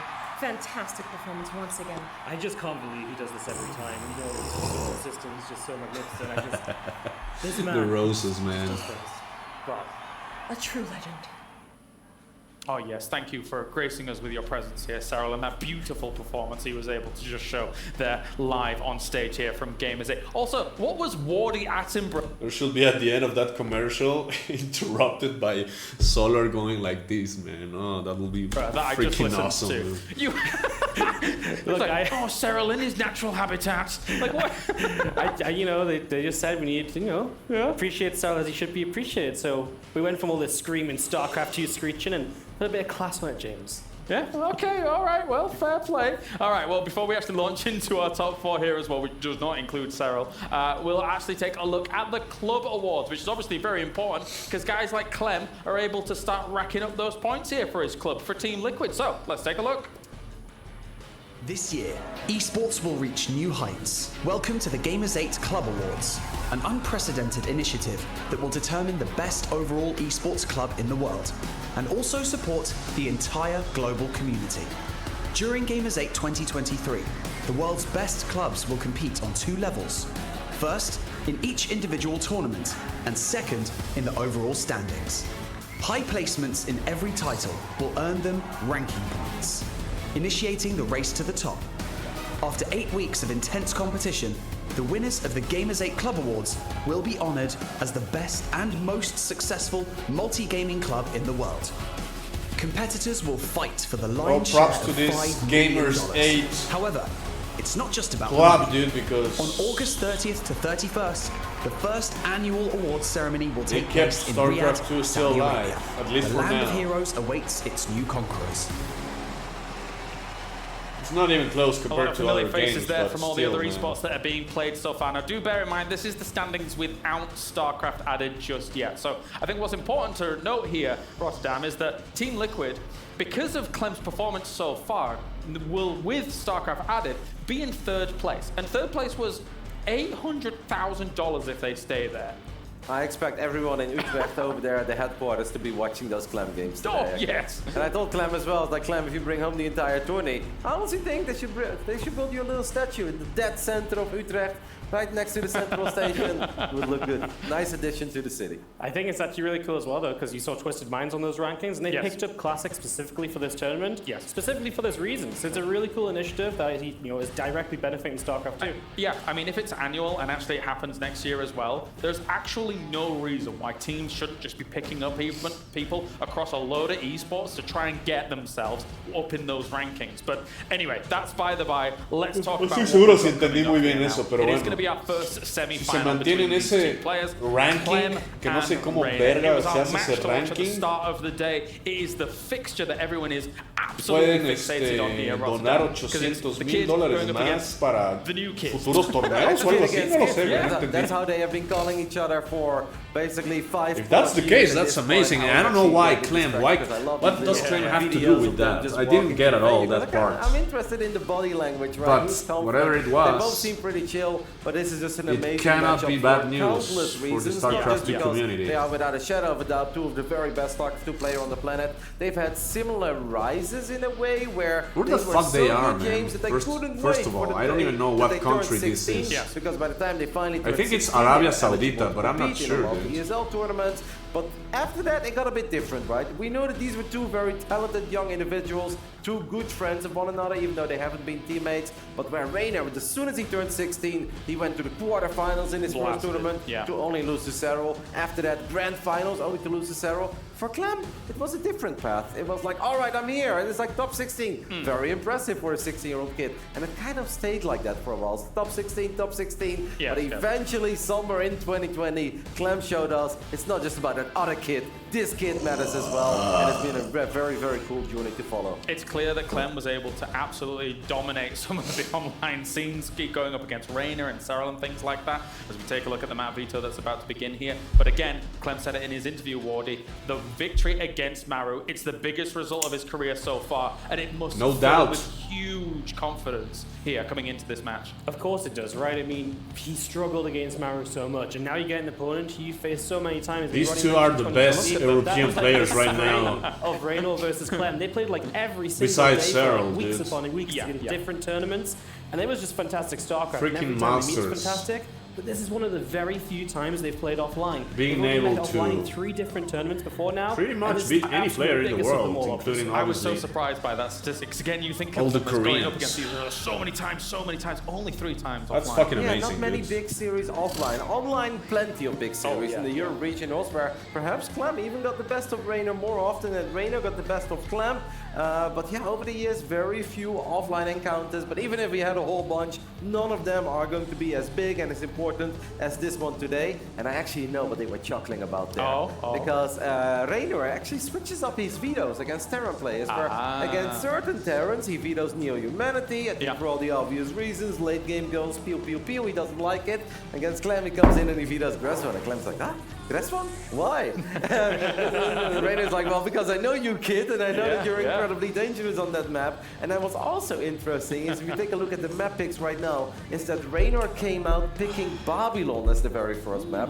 And that also kind of caught Clem off guard. He's like, Babylon? Really? Why? Like, that's kind of supposed to be his map pick, but then Rainer picked a map that Clem really liked. And that's why they were Clem is like, in good spirits. goodbye altitude. Yeah. And Rainer on the the fuck opposite wants side to of play things, that though, shit. I mean, as much as, yes, they've played each other a lot online and stuff like that, and Clem's been able to do well versus him, Rainer offline has been the big money player. If you think about how many world championships back-to-back that he's been to in terms of the finals and won one of them, Wardy. He's looking, in an interview with him, when he won his round of 8 match, he was serious. I've never seen serious Rainer quite like that. And he made such a statement in the round of 8. He absolutely dismantled and demolished Björn. Someone he struggled with a couple months ago in Sweden, right? A couple weeks. Yeah, about a month ago, right? So really, he's just super serious about this event. He's extremely impressive. I'm super hyped to see Reno. I'm excited to see how Clem can do against that, because if Reno is on point like that, Clem's going to have to bring his absolute A game against it. Man, it's just setting up to be an epic series. It was funny as well, because I was on my way back up to my room, and actually Rainer comes in the elevator and he says, I'm going to test the kid. I'm like, oh, yes, please. I mean, you know Rainer better than any of us, to be perfectly honest, and you can see how serious he is about this. Rainer is a very confident individual, and sometimes people mistake that for cockiness, but he just really believes in himself for all the right reasons, and he's been looking forward to this event for months. He said all along, he circled it on his calendar, and he said, that's where I want to peak one more time. But Rainer is also realistic, and he did say, even before the quarterfinals were played, right? Before any of the quarterfinals were played, he still had to play, and Clem had to play. He's like, oh, kind of a tough bracket. He's like, I don't know who I would try to play. He's like, Maru is dangerous, but a Clem with boosted confidence, he's like, that could very well be even more dangerous than Maru, who's already seen as one of the GOATs of StarCraft 2. So Rainer also knows what he's up against today. You know, I don't do this too often, but I want predictions coming into this one, because this is actually such a huge fixture. I'm going to start with you, Waddy. We're about a minute and a half out from the stage. Well, I know who Wardy's going to predict, so I will go on the other side, because I think it's going to be super close. I want it to be super close. I want it to be epic. I want it to be awesome. So I'm going to say 3-2, and I'll just go on the side of Clem. I think he is the underdog going in. I think Reno's been on this stage before, bigger stages than this before, because he's been to those finals. He's won a world championship. So I'll say Clem, bit of an underdog, but a bit of belief as well. I'm gonna go 3-2 the other side then, so Waddy was right, but honestly this is fireworks, Kalaris, because these two, it's not just that it's been close between them in the past, they have both dominated one another as well. Yeah, and that's actually kind of the crazy thing. You can have Clem 3-0 on Rainer, but 2 weeks after that, you can have Rainer 3-0 on Clem. And then you wonder, is it ever gonna be close between them? And then they play 1 week afterwards, and then it's a nail-biter 3-2 that goes the distance. It's very tough to predict. It just really comes down to who brings his A++ game, because that's what they both need here. I'm getting chills just thinking about it, boys. It is going to be impact between these two. Holy shit, man. You have to understand what's on their minds. As we have this is semi-finals, against Clem. A matchup, a fixture that's happened time and time again. They both go You're back playing and forth. Now we find out who goes on to the grand final to fight for 130K. 30-40K Rainer or versus Clem. 20-30K.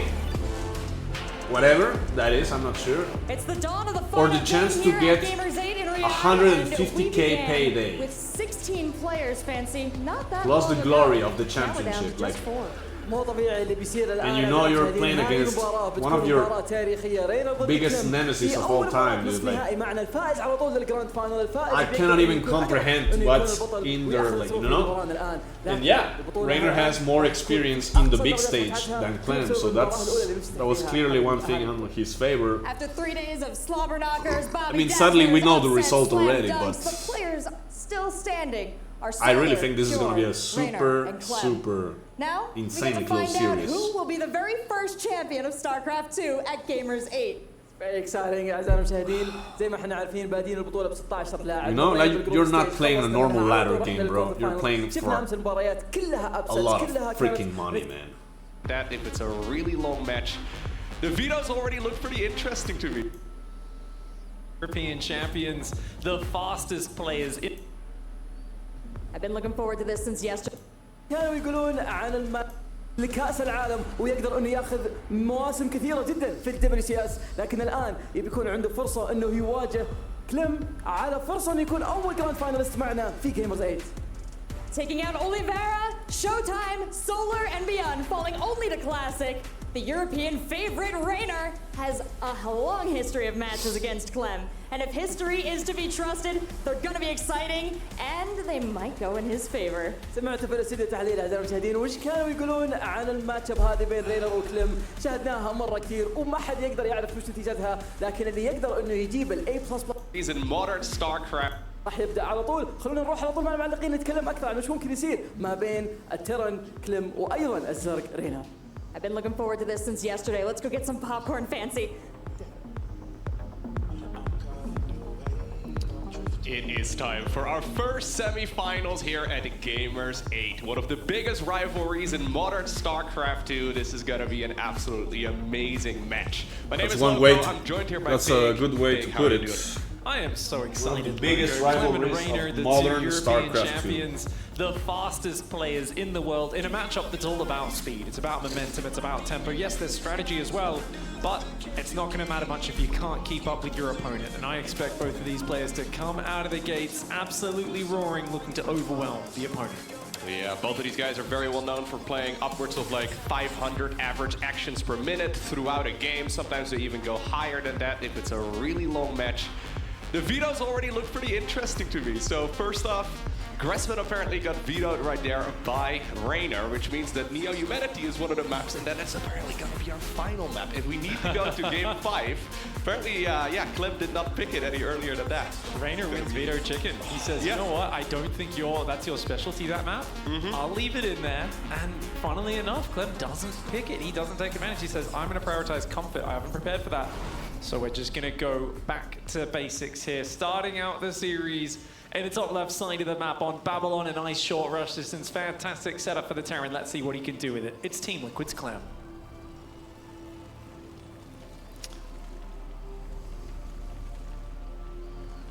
Looking ultra focused. And his opponent down here on the bottom right, representing Basilisk, it's Raynor. Abdul Latif Jamil Motors. Both of these players have been competing on the European server for many years, despite the fact that they are still very young. Raynor, of course, from Italy, Clem from France. Both of them came up right around the same time. And, well, I think Rotterdam already mentioned it. They were both very eager to turn 16 years old so they could actually start participating in the bigger offline StarCraft 2 tournaments, because there is a minimum age. Cyril is dominating the international scene that year, 2018. Halfway through the year, they both came of age and were able to start going to those live events. And how quick they did rise to the top. Raynor 3 World Championship Grand Finals, one victory out of those three. Big tournament win at one like this would be definitely a very, very nice feather to put in his hat. Clem's been looking very solid as well, especially as of late. Maybe took him a little bit longer to get to this level compared to Raynor, at the very least when it comes to offline events. But at this particular tournament so far, he's managed to take down players like, for example, well, Maru, Dark, players that we assume to be at the absolute highest level of StarCraft 2. So the fact that he is doing well here in Riyadh is, yeah, lovely to see. Especially taking down Dark, because Dark has always, been a problem for Clem until the last few months, and Clem's turned that story around. He's figured out players like Dark that used to take advantage of him with backstabs and kind of little run-by tactics and all this sort of stuff. I think one of the really interesting things, though, is his demeanor over the last few days. I really feel Clem has focused on his comfort level. He sat by the pool to prepare for his match versus Mario. He said, I know everything I need to know, I just need to not freak out.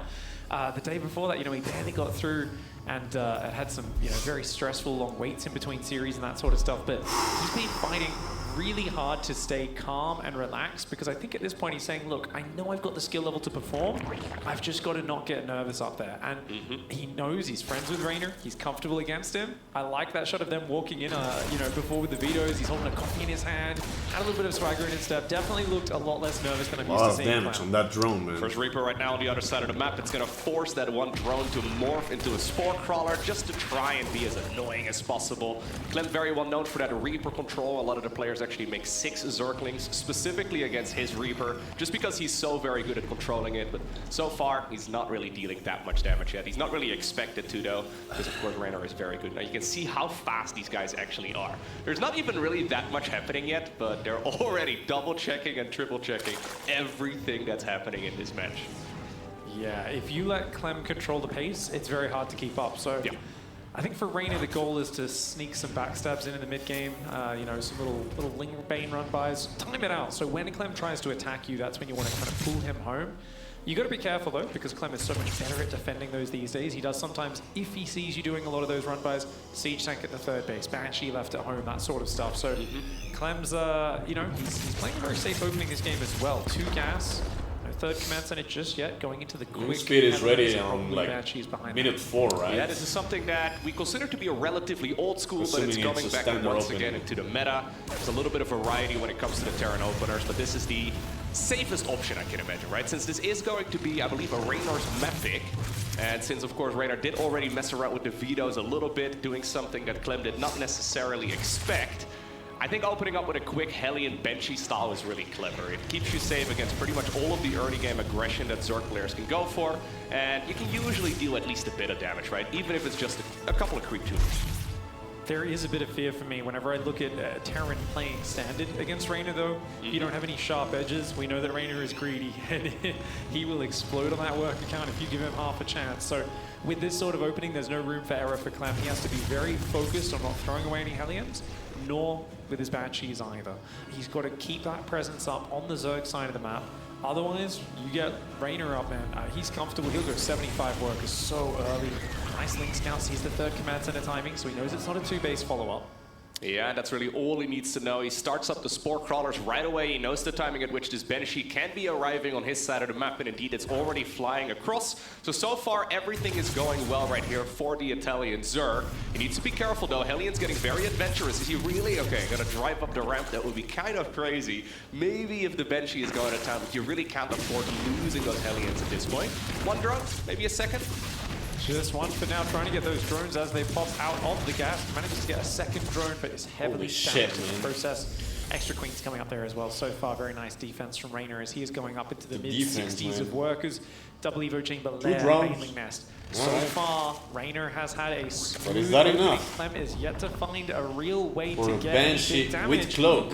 Was it just the single Banshee? You know, second one's going to group up down there. Fourth base hasn't so 2 started Banshees at least, not like fucking beyond, man. A fourth hatchery. Invested in 1 Banshee cloak to make 1 Banshee that's exactly and get what wrecked. he's aiming for right now. He knows the timing at which that, drone is supposed to be arriving there, and he could have definitely had it. Decided to pull back the Hellions, maybe giving Raynor the benefit of the doubt. Maybe he was a second or careful, too late. the wounded That Banshee. usually happens at this level of play too, where he's like, okay, he's maybe not going for one. I'll be cycling I mean, my not Hellions wounded, down but to the low bottom. HP Banshee was Overlord speed at risk. Now he has to go home to be repaired. Okay, just maybe a misclick there. Baneling speed I does would start, that's obviously assume the higher priority. Fourth hatchery in the top right. he will Gas is return going that down. 1 Banshee, but I don't know. Armory starts very early for Clem, Loco. Do you think he's going to use these Hellions to do some sort of Hellbat Marine tank timing? It looks like it. Is an option. One of the developments on this map is that we now see the base for the Zerg taken in the top right-hand corner rather than with the Hellbat more tucked away expansion. timing So there is push. this I'm not wide sure. open space here where Clem can definitely pressure Or the maybe Zerg. it's just a normal armory It's just for this doesn't really 2-2 line up with the +1 upgrades, right? So if he really wants to go for a push, I would imagine he wants to wait until all of those upgrades are done. We oftentimes do see that the armory is forgotten. Maybe he just had the resources. Oh my This is a god. disaster though. The Yeah, full door the is wide Marine, open and the Zerglings get in. the Marine not allowing the depot to be closed, which I'm pretty sure he wanted to close it, but Just moved out with that army. He wanted to be going towards still that fine. Only 2 SCVs, 3 SCVs, 4 at the Talking end. about catching Clem when he wants to be attacking you. Historically, his weakness in the matchup, Raynor planned that very well. Baneling speed is the critical upgrade right here for Raynor. He's actually going to go for that timing with Hellbats. As much time as possible here is important. He needs to make sure he gets those Does Banelings not going. have You combat can shield, see though. 11 of them on the production tab right now. This is Scan. looking solid right here No, for Raynor. we But scan. execution Fuck has that to be shit. great.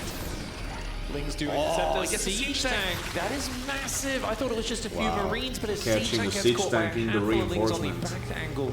Rainy's got a fifth base. This is not gonna do shit. 80 workers, 1-1 upgrades, and now adding Hydra upgrades as well. He finds it. So there are Banelings morphing it up north, but the Banshees do find it here. This is what you were bringing up earlier, right? Those little moves oftentimes give Zerg the advantage. Now Clem is very good when it comes to scouting out that sort of aggression, and he doesn't need catch these Zerglings and picks off the majority of them. But in the meantime, his main attack that he was aiming for, it didn't really get anything done. But the flank backstab was so good for Raynor. I mean, I feel like this opening was so well planned, and I'm thinking already about what impact Coach Lambo has had.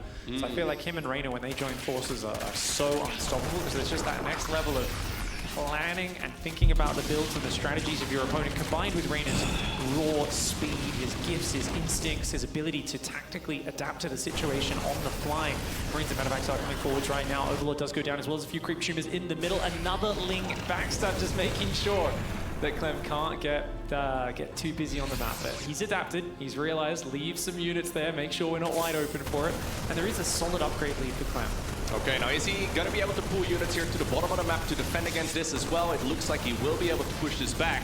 You mentioned it earlier, Pig, he's already sitting now at 90+ workers, and that's the drone count that any Zerg player can dream of. Generally speaking, in the earlier stages of this matchup, Zerg is just trying to secure that economy. They want to try and get away with as many workers as possible, because once they get to that drone count, they can start making the edge with the lead. That's exactly where Raynor has arrived right now. Clem's been trying to slow it down. Nothing really has been going on for but Clem so far, far. it really hasn't happened.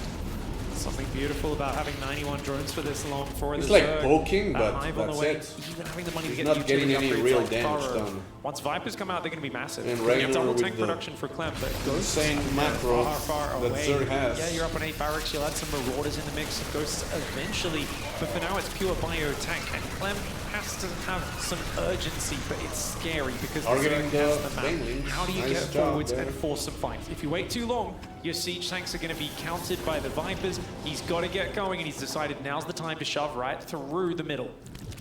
Generally speaking, we see Clem winning with that snowball effect, right? That tempo advantage that he's so very well known for. But so far, he really hasn't gotten a whole lot done yet in this game. So instead, he's going to opt for a full frontal attack over here. A bunch of siege tanks over here, once again caught off guard. And that's -2 siege tanks. You need as many of those as you can possibly afford. Vipers are now on the production tapped as well here for Raynor. Once those have some energy, it's going to be very difficult to compete with this Zerg army. I wouldn't mind Raynor going for a semi-engage where he just cleans up the front 2 tanks and then disengages as well. I love how patient he's been so far. Feels like he's had the advantage in the openings. He's got so much bank and lava available. The only thing to be critical of is there's no macro hatcheries. So Raynor, if this game gets messy, he starts losing bases, he may struggle to spend that money. He's been good on his injects so far. His 2-2 upgrades are coming in, so that's going to tie up the upgrades for both sides. And he's still got those units spread on the north, ready for that flank. I think he wants to wait for the blinding cloud before he pulls the trigger, though.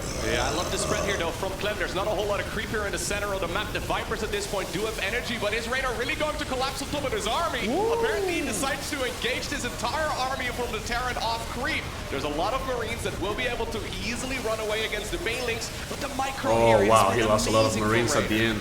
Great angling before the fight. I mean, great pullbacks by Clem as well. He even took down all of the Vipers in that engagement. He's now getting on top of the Hydras. Raynor maybe nice scan. Give us a slightly there, tries to borrow Banelings, but Clem scans, takes them out, and he pulls back to lick his wounds. Raynor spending that bank pretty quickly, but as I said, no macro hatcheries, so he doesn't instantly remax, and that is one of the problems you can run into in this scenario. That's something which I think Dark is really good at, is getting the double macro hatchery. Raynor, on the other hand, he likes to just expand to new bases. Because Clem was up in his face, though, his injects did stall out a little. He's going to replace a few of those queens and just get that map control back. But notice there's a big gap in the creep in the middle. He hasn't replaced it just yet. He's going to be able to grab a hatchery, it looks like, here at the bottom of the map. That is very nice right here, but that was, for all intents and purposes, just a macro expansion. Now, the previous engagement from Clem in the middle of the map was by no means an all-in. He's got himself a 5th command center already done. It's settled up in the bottom left-hand corner, and he's now transitioning towards Ghosts as well. There's another factory coming up, so he's starting up that transition towards a late-game Terran army. It's very easy to get stuck on this Marine Marauder tank-based force, but Clem is making that transition right now. He knows that Raynor is going to be improving his army as well moving forward, but for the time being, it's mostly just Hydraling Bane with some Vipers for support. Yeah, eventually the infestors come into play, the lurkers. He's going to need to rally pretty much everything down here and have a giant both spread. getting ready for I definitely feel in this sort of game where Clem's behind is where he's weakest. When he's ahead, he's very hard to stop. But the thing is, does he pull back into a defensive stance? I think it's the play. I think really he has to be so careful with the next few engagements. But Clem's MO, his favorite way of playing, is just attack, attack, attack. And going off creep and giving Raynor a good fight could spell disaster. That is network finishing up right now for Raynor. This is something that he can well, get a lot of value out of if the opponent is not fast enough to react. And we've already touched upon this a couple of times. Both of these guys are incredibly quick.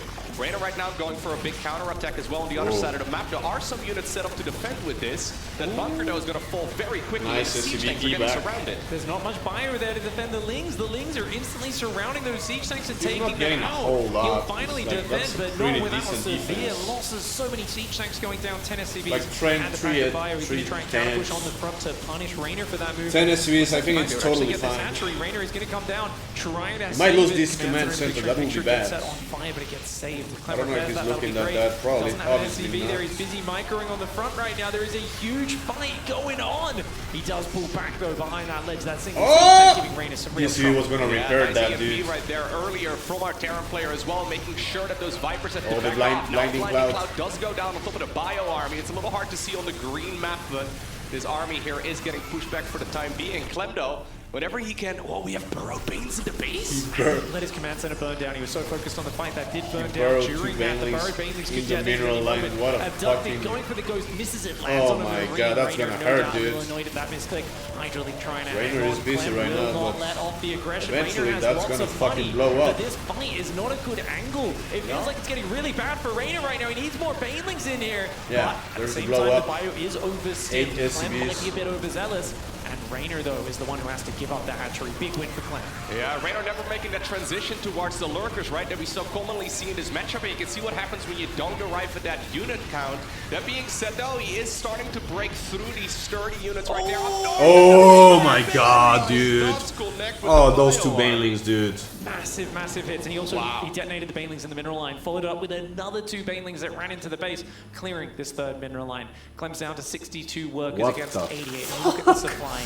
As scary as that was for Rainer, the reason why I was saying Clem might need to turtle up is because he just didn't have enough bank. He was so far behind Rainer.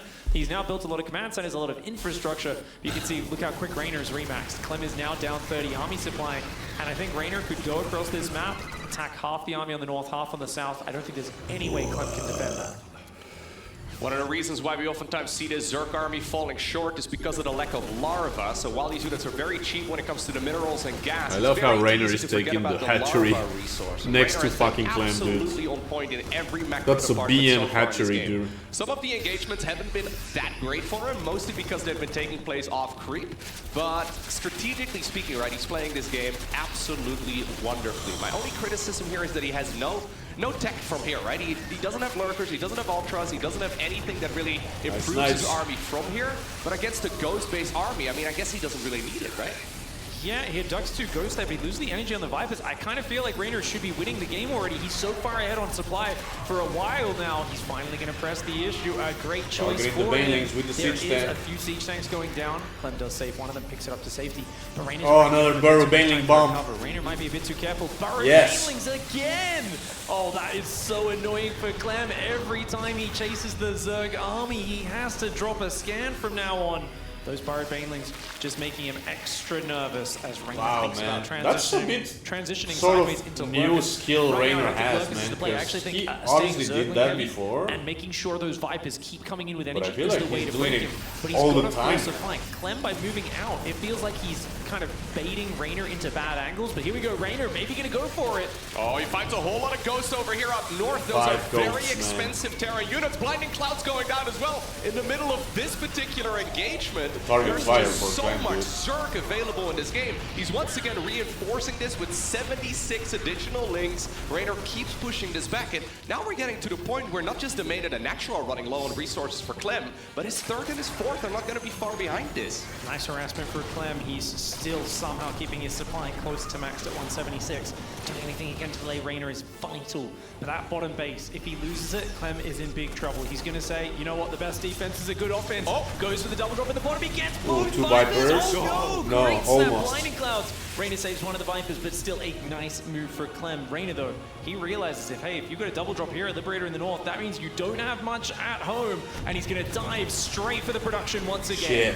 Rainer has got a lot of money in the bank, so he can start taking taking some of these ambitious trades if he wants to. He's going to be able to God, grab dude. the planetary fortress with relative ease. Assuming he targets it down, there it does eventually fall. 8 SCVs also do indeed end up going down. 92 additional links. He's just rinsing and repeating. And again, here. another burrow, of in the course. mineral line as well. Radar is everywhere.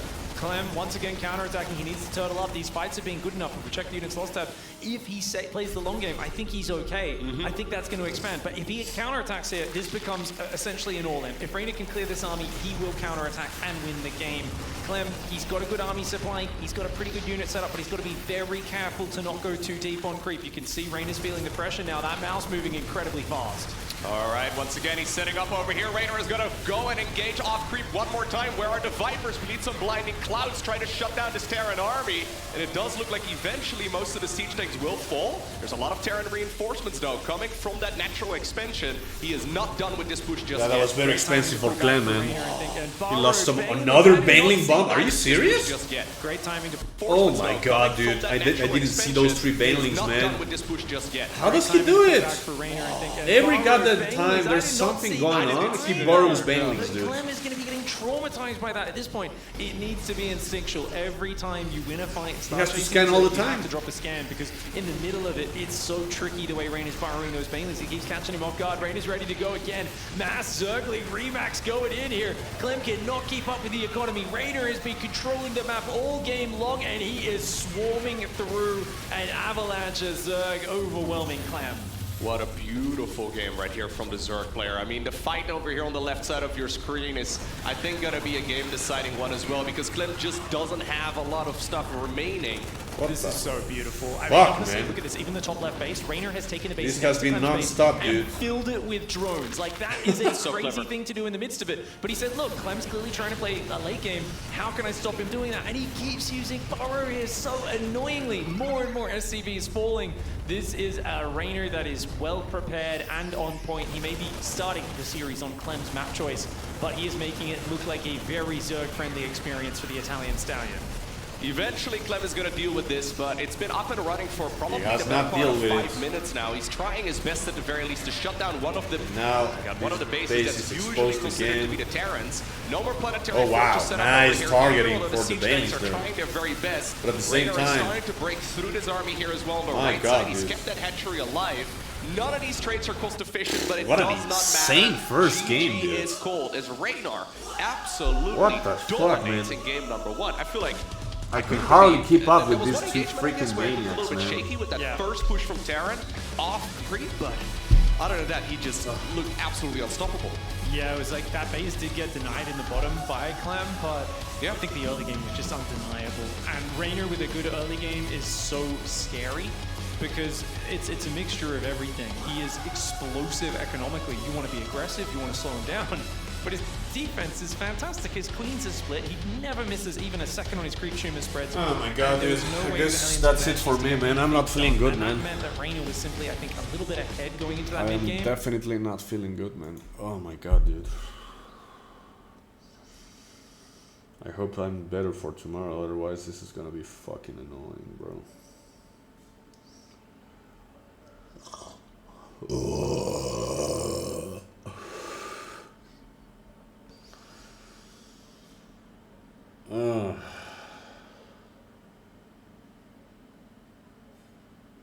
Yeah, I'm out. This is too much, man. I really wanted to stay a little longer, but holy shit, dude. Anyways, see you tomorrow.